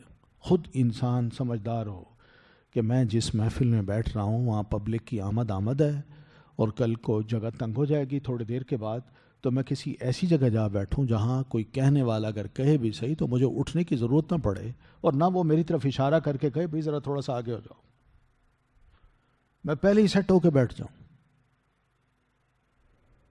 تو اس سے یہ پتہ چلتا ہے کہ آداب محفل میں، آداب مجالس میں آنے والے کو ایسی جگہ کا انتخاب کرنا چاہیے کہ جہاں آگے کوئی خالی جگہ نہ ہو، بلکہ وہ جگہ کو اچھی طرح کور کر لے تاکہ پچھلے جو لوگ آئیں تو ان کو محسوس ہو کہ اب آگے جانے کی جگہ نہیں ہے، اب جہاں جگہ ملتی ہے وہیں ہم بیٹھ جائیں. اور یہی بات صرف مجلسوں کی نہیں ہے، ہماری عام جو ٹریولنگ ہوتی ہے، سفر ہوتا ہے، یا اسی طرح گاڑیوں میں بیٹھتے ہیں، ٹرین میں بیٹھتے ہیں، تو وہاں بھی جگہ ہوتی ہے لیکن ہم آنے والے کو وہ جگہ نہیں دیتے. تو یہ درست رویہ نہیں ہے. ہمیں اپنے دلوں کو کھلا رکھنا چاہیے. یہ سمبل ہوتے ہیں کہ ہم کس قسم کے انسان ہیں. اس لیے ہمیں یہ تعلیم دی گئی ہے، بلکہ ہمارے ہاں الحمدللہ مسلمانوں کے ہاں یہ اخلاق موجود ہے، دنیا میں بھی موجود ہے، کہ جوان اگر کرسی پہ بیٹھا ہے تو ایک بزرگ آ گیا ہے تو وہ کھڑا ہو جاتا ہے، بزرگوں کو بٹھا دیتا ہے کہ آپ یہاں بیٹھیے، میں کھڑا ہو جاتا ہوں. بس میں بھی یہی کرتا ہے. پھر اسی طرح کوئی خاتون آ گئی ہے تو مرد نہیں بیٹھتے، وہ خاتون کو بٹھا دیتے ہیں کہ آپ بیٹھیے، میں کھڑا ہو جاتا ہوں. یہ ہوتا ہے. تو اس طرح کھلے دل کے ساتھ ایک دوسرے کے ساتھ پیش آنا چاہیے. تو یہ وہ تعلیم ہے. فَافْصَحُوا يَفْصَحِ اللَّهُ لَكُمْ. تمہیں جب کہا جائے کشادگی پیدا کرو تو کشادگی کیا کرو، کشادگی کر دے گا اللہ تمہارے لیے. اللہ دل کھول دے گا. ویسے ہی ٹھیک ہے، نماز میں بھی جیسے ہمیں اللہ کے رسول نے فرمایا نا کہ آپس میں مل کے کھڑے ہوا کرو. مل کے کھڑے ہونے سے فائدہ یہ بھی ہوگا کہ جگہ بند ہو جائے گی. جو کچھ پچھلا بندہ کوئی آنا چاہتا ہے اور اگلی صف میں کھڑا ہونا چاہتا ہے تو اس کو بھی کھڑے ہونے کا موقع مل جائے گا. مگر ہم چوڑے ہو کے کھڑے ہوں گے، جگہ جگہ تھوڑا تھوڑا گیپ رکھ کے کھڑے ہوں گے تو کچھ ایک دو بندے ضرور پیچھے کھڑے ہوں گے اور یہ سوچ رہے ہوں گے کہ کاش یہ ذرا مل جاتے تو میں بھی یہاں کھڑا ہو سکتا تھا. تو ان کے دلوں میں یہ باتیں آ جاتی ہیں. تو اس لیے دلوں کا خیال کرنا ہے کہ دل میں کسی مسلمان بھائی کے بارے میں یہ خیال نہ آنے پائے کہ یہ بڑا کنجوس ہے، بڑا تنگ دل ہے اور تھوڑ دلا ہے، یہ نہیں چاہتا کہ میری عزت کرے، مجھے مقام دے، مجھے جگہ دے. پھر وَإِذَا قِيلَ انشُزُوا فَانشُزُوا، اور جب کہا جائے کہ تم اٹھ جاؤ تو اٹھ جایا کرو. کسی محفل میں بیٹھے ہو اور کچھ بزرگ آ گئے ہیں، وہ کوئی بات کرنا چاہتے ہیں اور تم بیٹھے ہو وہاں، تم چھوٹے ہو، تمہیں کہیں بھائی آپ اٹھے ذرا چلے جائیں یہاں سے. یا ہم باتیں کرنا چاہتے ہیں، آپ یہاں نہ بیٹھیں، آپ چلے جائیں، یہ بیٹھ سکتا ہے تو ٹھیک ہے چلے جاؤ، کوئی مسئلہ نہیں، پرائیویٹ بات ہوگی. بزرگ آئے ہیں، یہ نوجوان جو ہمارا دوست ہے وہ ان میں بیٹھ گیا ہے اور مجھے بالفرض باہر نکال دیا گیا ہے، تو میں بدگمان نہ ہوں کہ یار انہوں نے مجھے کیوں نکالا ہے، کہ میں پاگل ہوں، کم عقل ہوں، اور اس کو کیوں بٹھایا. ہو سکتا ہے اس کا کوئی ایشو ہو جو بزرگ حل کرنا چاہتے ہوں، اور نہ چاہتے ہوں کہ اس کا راز فاش ہو. اور اگر اس نے اپنے اس راز کو اپنے دوست کو نہیں بتایا تو ہم ضرور اس کی محفل میں بیٹھ کے اس کے سامنے یہ سارے راز کھولیں. تو اس لیے فنشزو، کیا کرو، اٹھ جایا کرو. اسی طرح کوئی ایک محفل یہ بھی ہوتی ہے کہ یہاں لوگ بیٹھے ہیں، کوئی بزرگ آ گئے ہیں، ان کے بٹھانے کی جگہ نہیں ہے، تو میں کسی کو اگر یہ کہہ دوں کہ ذرا آپ اٹھیں، ان کو جگہ دے دیں، آپ پیچھے چلے جائیں، تو ٹھیک ہے، کیا ہے، بندہ خوشی سے کہے ہاں جی ٹھیک ہے بیٹھیے. لیکن ایسے موقع پر لوگ مائنڈ کرتے ہیں کہ مجھے کیوں اٹھایا، دوسرے کو کیوں نہیں اٹھایا، میں ہی نظر آیا تھا. اصل میں ان کو نہ مجھ سے ضد ہے، یہ ہر وقت مجھے ہی کہتے رہتے ہیں، دوسروں کی عزت کرتے ہیں، میری بےزتی کرتے ہیں، ساروں کے سامنے مجھے کہتے ہیں اٹھو پیچھے چلے جاؤ. ایسے خیالات ہیں، یہ شیطانی خیالات ہوتے ہیں. تو اللہ فرماتا ہے نہ تم ایسا کرو، کیا ہوگا، یرفع اللہ الذین آمنوا، اللہ بلند کرتا ہے ان لوگوں کو جو ایمان لائے، منکم، ان میں، تم میں سے، یعنی ان کے درجے بلند کر دیتا ہے. یعنی بظاہر یوں لگتا ہے کہ اس بندے نے اپنی جگہ چھوڑ دی، دوسرے کو بٹھا دیا اور اس کو بظاہر سبکی اٹھانی پڑی. ایسا مسئلہ نہیں ہے، بلکہ سارے لوگ دل میں یہ سوچ رہے ہوتے ہیں یار اس نے بہت اچھا کیا، بڑا سادہ سا آدمی ہے، بڑا نیک آدمی ہے، شریف آدمی ہے، اٹھ کے چھپ کر کے پیچھے چلا گیا، اور دل میں ایک احترام بیٹھ جاتا ہے. لیکن اگر کھڑا ہو کے کہے مجھے کیوں اٹھا رہے ہیں آپ، اس کو اٹھائیں، تو سارے کہیں گے یار یہ کیسا آدمی ہے. سوچنے کی بات ہے نا. تو فرق وہیں پتہ چل جاتا ہے کہ ایک آدمی سادگی سے کوئی بات سن کے پیچھے اٹھ جا کے چلا جاتا ہے اور دوسرے کو جگہ دے دیتا ہے، تو اس سے لوگوں کے دلوں میں اس کا احترام بڑھتا ہے، کوئی عزت کم نہیں ہوتی. تو یہ وہ چیز ہے جس کو اللہ فرماتے ہیں ایک دفعہ کر کے دیکھو، تم میں سے جو اہل ایمان ہوں گے نا، اللہ ان کے درجوں کو بلند کر دے گا، ان کے مقام کو لوگوں کی نظر میں بڑھا دے گا. اور آپ بھی فرماتے ہیں من تواضع للہ یرفع اللہ لہ، جو اللہ کے لیے اپنے آپ کو متواضع کرتا ہے، عاجز بناتا ہے، اللہ تعالیٰ اس کو بلند کر دیتا ہے لوگوں کی نظروں میں. وہ یہ نہیں ہوتا کہ وہ ذلیل ہوتا ہے، بلکہ اس کی عزت اور مقام اور اس کا مرتبہ لوگوں کی نظروں میں بڑھ جاتا ہے. تو یہ شرط یہ ہے کہ ایمان والے ہوں. اور پھر والذین اوتوا العلم درجات، اور وہ لوگ جو دیے گئے ہیں علم درجات، درجوں میں. تو اہل ایمان کو بھی اور علماء کو بھی. علماء وہ جو علم سیکھنے والے ہیں یا علم جنہوں نے حاصل کر لیا ہے، وہ بھی اگر اس موقع پر عاجزی کا مظاہرہ کریں اور وہ دوسرے کو جگہ دے دیں تو کوئی خدا نہ خواستہ کوئی اس میں ذلت نہیں ہے. ایسے اہل علم کا علم جو ہے وہ بتا رہا ہوتا ہے کہ علم ان کو تواضع سکھا چکا ہے، علم ان کو عجز سکھا چکا ہے، اکڑ نہیں سکھا چکا. اس لیے وہ بڑی سادگی سے اٹھتے ہیں اور پیچھے چلے جاتے ہیں، کہتے ہیں ٹھیک ہے جی آپ بیٹھیے، تو ان کو مقام دے دیتے ہیں.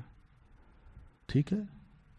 تو بہرحال یہ معنی یہ بھی ہے، دوسرا یہ بھی ہے کہ جو مومن ہوتا ہے اس کو غیر مومن پر اللہ عزت دے دیتا ہے، اور اس طرح جو جاہل ہوتا ہے ایک عالم کو اللہ تعالیٰ اس جاہل پر درجے میں عزت دے دیتا ہے، بڑھا دیتا ہے.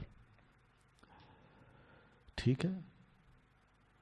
واللہ بما تعملون خبیر، اور جو تم کرتے ہو اللہ اس سے پوری طرح باخبر ہے.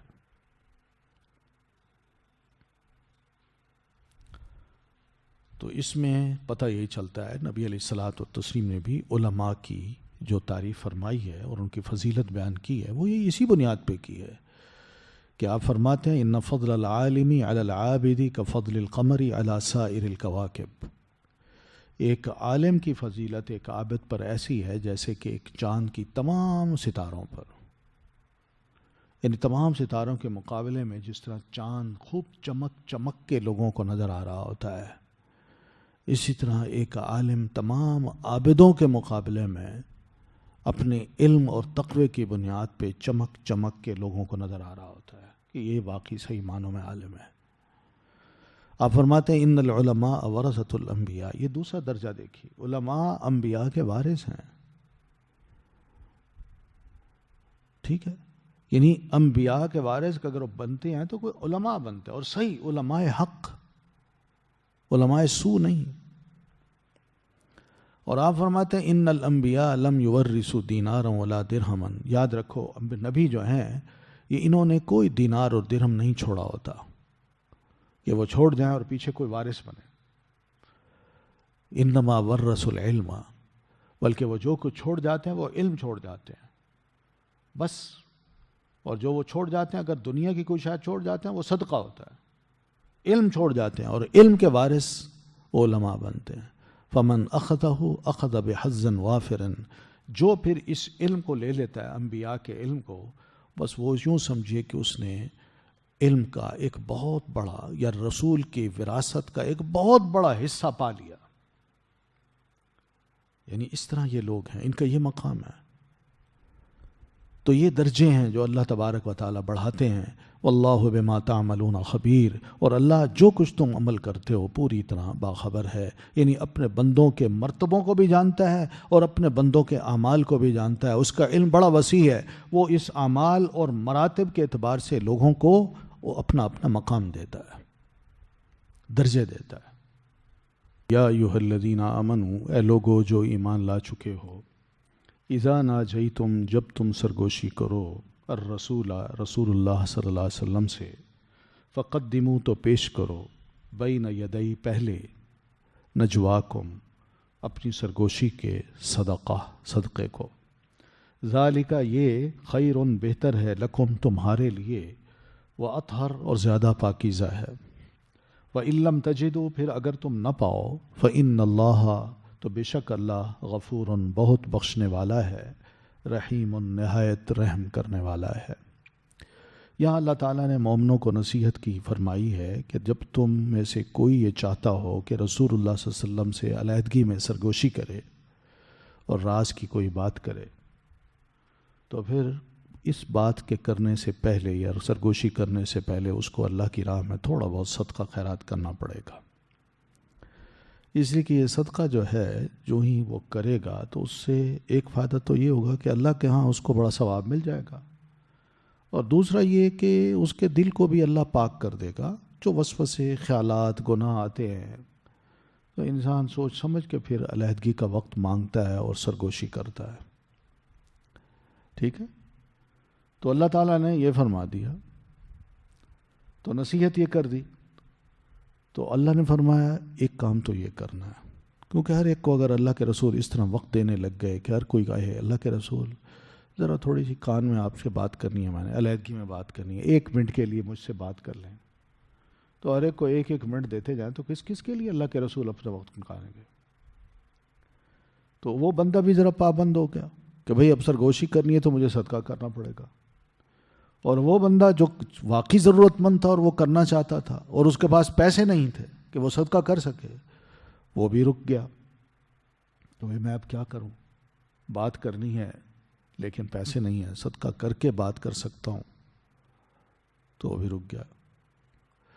تو اس طرح کنٹرول کیا اللہ تعالیٰ نے، ورنہ ہر بندے کی خواہش ہوتی ہے. تو اللہ نے فرمایا فَإِن لَّمْ تَجِدُوا، پھر اگر تم نہ پاؤ یعنی صدقہ کے لیے کوئی پیسے نہ پاؤ تو فإن اللہ غفور الرحیم، تو بے شک اللہ بہت بخشنے والا ہے، رحم کرنے والا ہے، اللہ معاف کر دے گا، کوئی بات نہیں۔ اشفقتم، کیا تم گھبرا گئے ہو، ڈر گئے ہو، ان تقدموا، کہ تم پیش کرو بین یدئی، پہلے نجواکم، اپنی سرگوشی کے، صدقات کو۔ اب اللہ فرماتے ہیں میں نے تمہیں اتنی بات کی تھی کہ سرگوشی سے پہلے تھوڑا بہت اللہ کی راہ میں صدقہ کر لیا کرو، پھر آ کے رسول اللہ صلی اللہ علیہ وسلم سے سرگوشی کرو۔ اب تمہیں خیال آنے لگ گیا کہ سرگوشی کریں، کیسے کریں، پیسے تو ہیں نہیں، اور ہر دفعہ بات کرنا پڑتی تھوڑی تھوڑی دیر کے بعد، یا دن میں 2-3 دفعہ اگر بات کرنا پڑے تو بہت سا صدقہ دینا پڑے گا، تو اس طرح تو ہم خالی ہو جائیں گے۔ تو اللہ فرماتا ہے تم گھبرا گئے ہو کہ اللہ تعالیٰ نے یہ پابندی تم پر لگائی ہے کہ صدقے اب دینے پڑیں گے، تب جا کے اللہ کے رسول سے بات کرنی پڑے گی، تو گھبراؤ نہ، بس صرف سمجھانا مقصود تھا۔ فَإِذْ لَمْ تَفْعَلُوا، پھر جب تم نے نہ کیا، یعنی تم یہ کام نہیں کر سکتے، صدقات نہیں دے سکتے، تو تھوڑا سا اب غور کرو کہ وَتَابَ اللَّهُ عَلَيْكُمْ، اب اللہ بھی تم پر مہربان ہو رہا ہے۔ وہ مہربانی کیا ہے؟ کہ تمہیں اجازت دیتا ہے کہ تم اللہ کے رسول کے ساتھ سرگوشی کرو بغیر کسی صدقہ کیے، لیکن اس سے پہلے یہ کام ضرور کرو، فَأَقِيمُوا الصَّلَاةَ، نماز قائم کرتے جاؤ، وَآتُوا الزَّكَاةَ، اور زکوٰۃ دیتے جاؤ، وَأَطِيعُوا اللَّهَ وَرَسُولَهُ، اور اطاعت کرو اللہ اور اس کے رسول کی، اللہ اور اس کا رسول جو کہتے جائیں وہ کرتے جاؤ، تمہیں سرگوشی کی ضرورت ہی نہیں پڑے گی۔ یہ نہیں کہ اللہ کے رسول سے میں بات کو خاص کرنا چاہتا ہوں اور اللہ کے رسول صلی اللہ علیہ وسلم صرف مجھ سے ہی بات کریں، وہ موقع نہیں ملے گا تمہیں ضرورت ہی پیش نہیں آئے گی۔ 5 وقت کی نماز پڑھو گے نبی علیہ السلام کے پیچھے، تو آپ صلی اللہ علیہ وسلم ہر نماز میں کوئی نہ کوئی نصیحت کر دیتے ہیں، وہ کافی ہے تمہارے لیے۔ اللہ نے پیسہ دے رکھا ہے تو دین کے مطابق، اللہ کی تعلیمات کے مطابق تم اپنے پیسے کو غریبوں پر خرچ کرتے جاؤ، وہ بھی ایک مفت کا ثواب ہے، اور پھر اللہ اور اس کے رسول کا کہا مانتے جاؤ، تمہاری اصلاح ہوتی جائے گی، تمہیں ضرورت پڑے گی نہیں کہ میں کان میں کوئی رسول اللہ کی خاص بات کرنا چاہتا ہوں۔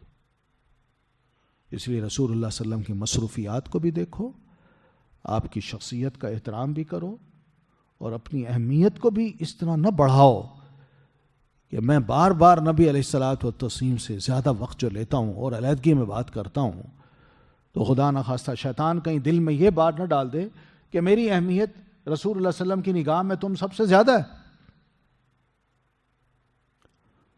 تو بس یہی کام تینوں کرو، بس۔ واللہ خبیر بما تعملون، باقی تم جو کام کرتے ہو اللہ کو پوری طرح پتہ ہے، پورا باخبر ہے۔ الم ترا، کیا نہیں تم نے دیکھا، الی الذین، ان لوگوں کی طرف، تولوا، جنہوں نے دوست بنا لیا، قوما، ایسے لوگوں کو، غضب اللہ علیہم، غضبناک ہوا اللہ جن پر، ما ہم منکم، نہیں ہے وہ تم میں سے، ولا منہم، اور نہ ان میں سے، وَيَحْلِفُونَ عَلَى الْكَذِبِ، اور وہ قسمیں کھاتے ہیں جھوٹ پر، وَهُمْ يَعْلَمُونَ، حالانکہ وہ جانتے ہیں۔ اللہ نے منافقوں کو منع کیا تھا، مسلمانوں کو منع کیا تھا کہ ایسے لوگوں کو دوست نہ بناؤ جن پر اللہ کے غضب اور پھٹکار نازل ہو چکی ہے، یعنی یہودی، ان کے ساتھ دوستیاں نہ گانٹھو۔ تو مسلمانوں نے تو نہیں گانٹھی، مگر منافقوں نے ان کے ساتھ دوستیاں رکھی، ان کے ساتھ اٹھتے بیٹھتے، راز و نیاز کی باتیں کرتے، اور مسلمانوں کے خلاف بھی بہت کچھ کیا کرتے تھے۔ تو اللہ فرماتے ہیں سنو، ما ہم منکم ولا منہم، نہیں ہے وہ، یعنی ایسے منافق تم میں سے، یعنی وہ مسلمانوں میں سے نہیں ہے، مومنوں میں سے نہیں ہے، ولا منہم، اور نہ یہ منافق ان یہودیوں میں سے ہیں، یہ کسی کے نہیں ہیں، بے پیندے ہیں۔ اور پھر وَيَحْلِفُونَ عَلَى الْكَذِبِ، تمہارے پاس آتے ہیں اور قسمیں کھا کے کہتے ہیں ہم تو مسلمان ہیں، ہم تم میں سے ہیں۔ اللہ فرماتی ہے یہ سب جھوٹی قسمیں ہیں، وَهُمْ يَعْلَمُونَ، وہ اچھی طرح جانتے ہیں کہ ہم جھوٹ بول رہے ہیں، دوستیاں ان سے گانٹتے ہیں اور نفرتیں دل میں رسول اللہ کی اور مسلمانوں کی رکھتے ہیں۔ اعد اللہ لہم، تیار کر رکھا ہے اللہ نے ان کے لیے، عذاباً، عذاب، شدیداً، سخت، انہم ساء ما کانوا یعملون، بے شک وہ کتنا برا ہے جو ہیں وہ عمل کرتے۔ ایسے منافقوں کے لیے اللہ نے بڑا سخت قسم کا عذاب تیار کر رکھا ہے، اس لیے کہ یہ منافقت جو ہے یہ بڑا برا عمل ہے کہ بندہ دھوکہ دیتا ہے دوسرے کو، کوئی اس کو پسند نہیں کرتا۔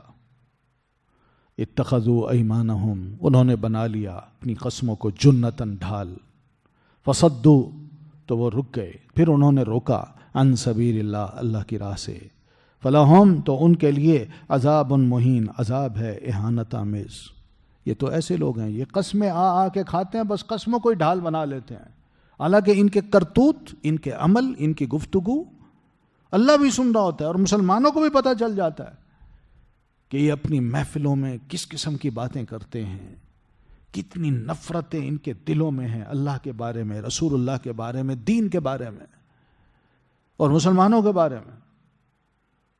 لیکن ان نفرتوں کے باوجود یہ آ کے جھوٹی قسمیں کھا کے ان جھوٹی قسموں کو اپنے لیے ڈھال بنا لیتے ہیں کہ شاید مسلمان ہمارے خلاف کوئی ایکشن نہیں لیں گے، یا اللہ کے رسول ان کے بارے میں کچھ مسلمانوں کو الرٹ نہیں کریں گے، یا اللہ تعالیٰ ان کے بارے میں کچھ مسلمانوں کو نہیں بتائے گا۔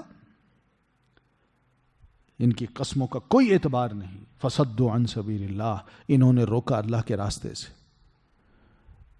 یہ منافقت کی جو باتیں ہوتی ہیں، بیٹھ بیٹھ کے لوگوں کے دلوں میں وسوسے پیدا کرنا، برے خیالات ڈالنا، شکوک و شبہات ابھارنا، یہ سب لوگوں کو دین کی طرف آنے سے روکنے کے طریقے ہوتے ہیں ان کے۔ یہ ڈبل مجرم ہے۔ تو فلہم عذاب مہین، ایسے لوگوں کے لیے اہانت آمیز عذاب ہے۔ یہ سمجھتے ہیں کہ ان کاموں سے ہم دونوں کے ہاں عزت بنا لیں گے، کہ مسلمانوں کی نفرت کا اظہار جب ہم غیر مسلموں کے سامنے کریں گے، یہودیوں کے سامنے، تو ان کی نظروں میں ہماری عزت بڑھے گی اور مسلمان ہماری نظروں میں گر جائیں گے، یا مسلمان ہمیں بڑا بنا لیں گے، خوف کھانے لگیں گے۔ سوال ہی پیدا نہیں ہوتا۔ ان کو اللہ ذلیل کرے گا۔ لن تغنی عنہم اموالہم، ہرگز نہ کام آئیں گے انہیں اموالہم، مال ان کے، ولا اولادہم، اور نہ اولاد ان کی، من اللہ، اللہ سے، شیئن، کچھ بھی۔ اولئک اصحاب النار، یہی لوگ ہیں ساتھی آگ کے، ہم فیہا خالدون، وہ اس میں ہمیشہ ہمیشہ رہنے والے ہیں۔ یہ جو کچھ بھی کر رہے ہیں، ان کو شاید یہ خیال ہو کہ دنیا میں ہمارے پاس بڑا سرمایہ ہے، ہماری اولاد ہے، یہی کام آ جائے گی۔ اللہ فرماتے ہیں کچھ کام نہیں آئے گا۔ من اللہ کا مطلب من عذاب اللہ ہے۔ اللہ کی سزا جب ان کو آئی تو اس موقع پر ان کا مال اور ان کی اولاد ان کے کچھ کام نہیں آئے گی، سب بیکار ہو جائیں گے، یہ پکڑ لیے جائیں گے، دھر لیے جائیں گے، ان کو سزا ملے گی۔ تو دنیا میں مان ہوتا ہے ایسے لوگوں کو اپنے مالوں پر اور اپنی اولادوں پر۔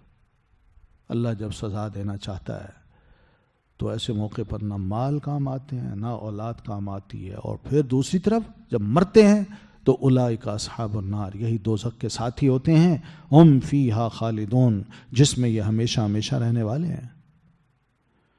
یوم یبعثہم اللہ جمیعا، جس روز اٹھائے گا انہیں اللہ سب کے سب کو، فیحلفون، تو پھر وہ قسمیں کھائیں گے، لہو، اس کے سامنے، کما یحلفون، جیسا کہ وہ قسمیں کھاتے ہیں، لکم، تمہارے سامنے، ویحسبون، اور وہ سمجھتے ہیں، انہم، بے شک وہ، علی شیء، اوپر ایک چیز کے ہیں، الا، خبردار، انہم، بے شک وہ، ہم الکاذبون، وہ جھوٹے ہیں۔ کل قیامت کو بھی اللہ فرماتے ہیں میں نے میدان محشر میں ان کو جمع کیا اور ان کے کرتوت ان کے سامنے رکھنا چاہے تو انہوں نے جھوٹی قسمیں کھانی ہیں، کہیں گے اللہ کی قسم، تیری ذات کی قسم نے تو ایسے کام کیے ہی نہیں، اور اللہ ان کا کچا چٹھا کھول کے ان کو دکھا دے گا، اور یہ بالکل ویسی قسمیں کھائیں گے اللہ کے سامنے کل قیامت کو عدالت میں، جیسے کہ یہ تمہارے سامنے جھوٹی قسمیں کھاتے ہیں، اور اللہ ان کو وہاں رسوا کرے گا۔ آج دنیا میں یہ سمجھتے ہیں وَيَحْسَبُونَ أَنَّهُمْ عَلَى شَيْءٍ، کہ ہم بڑی شے ہیں، ہم بڑے ہوشیار لوگ ہیں، الرٹ ہیں، بڑے سیانے ہیں۔ یہ سیانے نہیں ہیں، یہ چکر باز ہیں، دھوکے باز ہیں، منافق ہیں، غدار ہیں، بکاؤ مال ہیں۔ الا انہم ہم الکاذبون، اس لیے مسلمانوں تم الرٹ رہو، یہ جھوٹے ہیں، ان کے جھوٹ کا عالم دنیا میں، یہ تو دنیا کی بات نہیں ہے، قیامت کو عدالت میں بھی، اللہ کی عدالت میں بھی وہاں جھوٹ بولیں گے اور اللہ ان کو وہاں بھی ذلیل کرے گا۔ ان کا اللہ کے بارے میں کوئی ایمان مضبوط نہیں ہے کہ اللہ ہمارے دلوں کے راز جانتا ہے اور اللہ ہمارے سابقہ ریکارڈ کو کھول کے بیان کر دے گا ہمارے سامنے، قسمیں اٹھائیں گے اور اللہ نے ان کے منہ کو سیل لگا کے ان کے ریکارڈ کو ان کے سامنے رکھنا ہے۔ پتہ چل جائے گا اس وقت ان کو کہ ہم جھوٹے تھے، اور یہی جھوٹ وہ دنیا میں بولتے ہیں۔ استحوذ علیہم الشیطان، غلبہ پا لیا ان پر شیطان نے، فانساہم، تو اس نے بھلا دیا انہیں۔ اصل بات یہ کہ شیطان کی چھاپ ان پر زیادہ پڑ گئی ہے، شیطان کا کہنا یہ زیادہ ماننے لگ گئے۔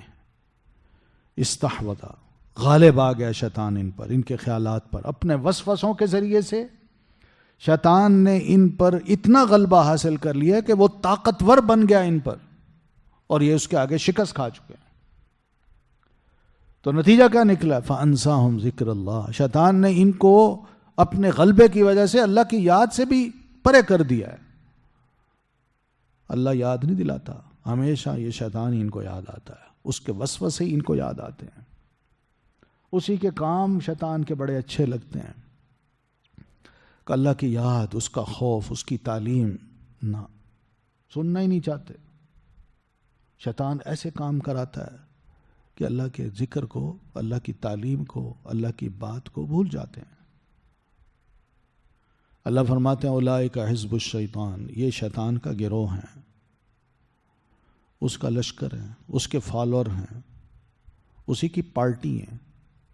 الا ان حزب الشیطان هم الخاسرون، سنو شیطان کا جتنا بھی بڑا گروہ ہو یہ نقصان اٹھانے والے ہیں۔ نقصان ان کا یہی ہے کہ انہوں نے جنت کو بیچ کے جہنم کو خریدا ہے، ہدایت کو بیچ کے ضلالت کے یہ خریدار بنے ہیں۔ کیا فائدہ ہوگا ان کو؟ ٹھیک ہے، تو شیطان کا غلبہ ہوتا ہے۔ اب دیکھ لیں، پیارے نبی علیہ السلام فرماتے ہیں ما من ثلاثۃ فی قریۃ ولا بدو، کسی بستی میں 3 مومن ہوں یا کسی صحرا میں، سفر میں 3 مومن ہوں، لا تقام فیہم الصلاۃ، اور ان 3 مومنوں میں نماز باجماعت قائم نہ کی جاتی ہو، تو الا قد استحوذ علیہم الشیطان، تو پھر وہاں یہی ہوتا ہے کہ شیطان ان پر غلبہ پا لیتا ہے، تو شیطان ہی پھر اپنے کام کرواتا ہے، ان سے نماز نہیں پڑھواتا۔ پھر 3 مومن ہوں، وہ نماز نہ پڑھیں باجماعت، تو دوسرا مطلب ہے کہ شیطان کا غلبہ ہے ان پر۔ تو آپ فرماتے ہیں فعلیک بالجماعہ، تو مسلمان تم جماعت کو پسند کرو، اس کو لازم پکڑ لو، تینوں مل کے اکٹھے رہو، الگ الگ نہ رہنا، مل کے نماز پڑھو۔ کیوں؟ فَإِنَّمَا يَأْكُلُ الذِّئْبُ الْقَاصِيَةَ، کیونکہ بھیڑیا ہمیشہ اس بکری پر اٹیک کرتا ہے، اس کو چیرتا پھاڑتا ہے جو ریوڑ کو چھوڑ کے الگ چلتی ہے۔ تو اس لیے اکٹھے رہو۔ اس طرح شیطان کا حملہ یا شیطان کا غلبہ تینوں پر نہیں ہوگا۔ ان الذین یحادون اللہ، بے شک وہ لوگ جو مخالفت کرتے ہیں اللہ کی ورسولہ اور اس کے رسول کی، اولئک فی الاذلین، یہی لوگ ہیں جو ذلیل ترین مخلوق ہیں۔ اللہ رسول کی مخالفت، ناراضگی، یہ سب کیا ہے؟ کوئی عزت کا سبب ہے؟ نہیں، یہ ذلیل ہوں گے اللہ کی نظر میں بھی اور دنیا کی نظر میں بھی۔ اچھے کام ہے دین کے، اللہ تعالیٰ کی تعلیمات کے اور رسول اللہ صلی اللہ علیہ وسلم کے بھی، ان کی مخالفت کر کے کیا بندہ یہ سمجھتا ہے مجھے عزت ملے گی؟ ذلت ملے گی۔ بدبخت ایسے انسان ٹھہریں گے۔ کتب اللہ، اللہ نے فیصلہ کر رکھا ہے، یہ لکھ دیا ہے، لأغلبن، البتہ میں ضرور غالب رہوں گا، انا، میں، ورسلی، اور میرے رسول۔ یہ اللہ کا فیصلہ ہے، طے شدہ فیصلہ ہے کہ میں ہی غالب رہوں گا، مجھے کوئی شکست نہیں دے سکتا۔ جو بھی میرا مقابلہ کرے گا وہ مار کھائے گا، منہ کی کھائے گا، اور میرے رسولوں کا جو مقابلہ کرے گا وہ بھی شکست کھائے گا۔ ان اللہ قوی عزیز، بے شک اللہ طاقتور ہے، بہت طاقتور ہے، اور عزیز، بہت غلبے والا ہے، اس کو کوئی شکست نہیں دے سکتا۔ لا تجد قوما، نہ تم پاؤ گے ان لوگوں کو یؤمنون باللہ جو ایمان رکھتے ہیں اللہ پر، والیوم الآخر اور آخری دن پر، یوادون کہ وہ دوستی رکھتے ہوں۔ اللہ فرماتے ہیں اے اللہ کے رسول، آپ کسی قوم کو ایسا نہیں پائیں گے جو اللہ اور اس کے رسول پر یا قیامت پر ایمان رکھتی ہو، اور پھر اس کے بعد وہ ان لوگوں سے دوستیاں گانٹھیں جو اللہ اور اس کے رسول کے مخالف ہوں، اللہ اور اس کے رسول کے دشمن ہوں۔ سوال ہی پیدا نہیں ہوتا۔ جو مومن ہیں، اللہ پر ایمان رکھتے ہیں، قیامت پر ایمان رکھتے ہیں، وہ کبھی بھی اللہ اور اس کے رسول کے مخالف کے ساتھ دوستی نہیں رکھتے، دوستیاں نہیں گانٹتے، اپنے رازوں کو ان کو نہیں بتاتے۔ یہ ہو ہی نہیں سکتا۔ اور خواہ یہ دوستیاں وہ اپنے قریب ترین رشتہ دار کے ساتھ ہی کیوں نہ رکھیں، ہوں وہ اللہ اور اس کے رسول کے مخالف، تو قریب ترین رشتہ داروں میں خواہ ان کے باپ ہی کیوں نہ ہو، یا بیٹے ہی کیوں نہ ہو، یا بھائی کیوں نہ ہو، یا قبیلے کے افراد ہی کیوں نہ ہو، وہ کسی کو خاطر میں نہیں لاتے۔ کیوں؟ وجہ یہ ہے کہ اولئک کتب فی قلوبہم الایمان، اس کی وجہ یہ ہے کہ اللہ نے ان کے دلوں میں ایمان کو لکھ دیا، یہ ایمان گاڑ دیا ہے، مضبوط پکا ٹھکا ایمان ہے، گڑ چکا ہے ان کے دلوں میں یہ ایمان۔ اللہ نے اس ایمان کو کٹھا کر دیا ہے، اس وجہ سے وہ اللہ کے دشمن کے ساتھ دوستی نہیں رکھتے۔ وَأَيَّدَهُمْ بِرُوحٍ مِّنْهُ، اور اس نے تائید کی، مدد کی ان کی، بِرُوحٍ مِّنْهُ، روح کے ساتھ اپنی طرف سے۔ یا روح سے کیا مراد ہے؟ روح سے مراد مدد بھی ہے کہ اللہ اپنی نصرت سے ان کی تائید کرتا ہے، یا روح سے مراد قرآن مجید بھی ہے، قرآن مجید کے دلائل بھی ہیں کہ اللہ تعالیٰ قرآن مجید کے ذریعے سے اور اس کے دلائل سے ان کو بڑا طاقتور بنا دیتا ہے۔ ایدہم کا مطلب یہ بھی کیجئے، طاقتور بنا دیتا ہے ان کو۔ بروح منہ، روح سے مراد کچھ علماء نے نور کو بھی لیا ہے، ایمان کو بھی لیا ہے، برہان کو بھی لیا ہے، ہدایت کو بھی لیا ہے۔ اللہ ایسے لوگوں کو ایمان کے نور سے، ایمان کے دلائل سے، ہدایت سے طاقتور بنا دیتا ہے۔ کچھ کہتے ہیں روح کا مطلب رحمت بھی ہے، اللہ اپنی طرف سے اپنی رحمت کے ذریعے ان کو طاقتور بنا دیتا ہے۔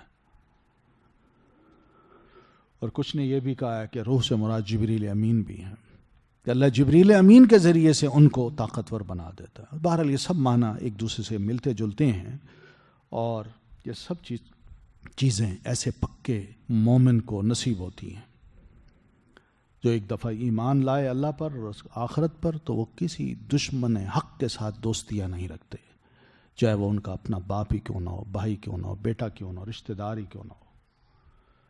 وَيُدْخِلُهُمْ، اور پھر ایسے لوگوں کو کل قیامت کو مار کے آخرت میں اللہ تعالیٰ داخل کرے گا ان کو باغات میں، ایسے باغات کے جن کے نیچے نہریں چلتی ہوں گی، خالدین فیہا، جس میں وہ ہمیشہ ہمیشہ رہیں گے۔ یہ ان کی عزت ہے۔ وجہ کیا ہے؟ رضی اللہ عنہم، ان کے اس ایمان کی وجہ سے اللہ ان سے خوش ہے، ایمان کی وجہ سے، کہ اللہ سے محبت، رسول سے محبت، دین سے محبت، اللہ کی اطاعت کی محبت، رسول کی اطاعت کی محبت، اللہ ان سے خوش۔ وَرَضُوا عَنْهُ، اور وہ بھی، یہ مومن بھی اللہ سے راضی ہیں۔ اللہ جو تو کہتا ہے ہم وہی کریں گے، تجھ کو ناراض نہیں کرنا چاہتے، تو اس کی خوشی کے لیے سب کچھ کر ڈالتے ہیں، چاہے دنیا کا سودا ان کو کتنا ہی مہنگا کیوں نہ لگے، کتنا ہی ان کو نقصان اٹھانا پڑے۔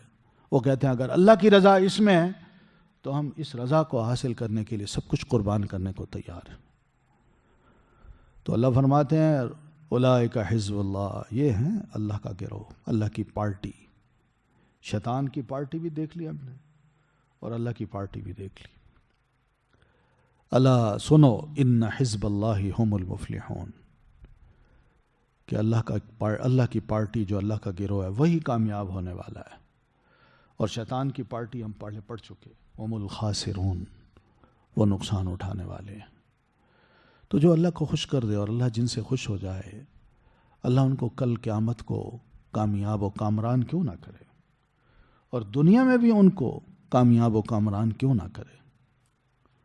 تو بہرحال اس آیت میں اللہ تعالیٰ نے مومنوں کی یہ صفت بیان کی ہے کہ وہ ایسی اللہ کی پارٹی ہیں جو کامیاب لوگ ہیں، ٹھیک ہے۔ اور منافقوں کا ذکر کیا ہے کہ وہ شیطان کی پارٹی ہیں، وہ انتہائی ناکام لوگ ہیں، یہاں بھی اور آخرت میں بھی، اور یہ کامیاب اس وجہ سے ہیں دنیا میں بھی اور آخرت میں بھی۔ سبحانک اللہم و بحمدک اشہد ان لا الہ الا انت استغفرک و اتوب الیک۔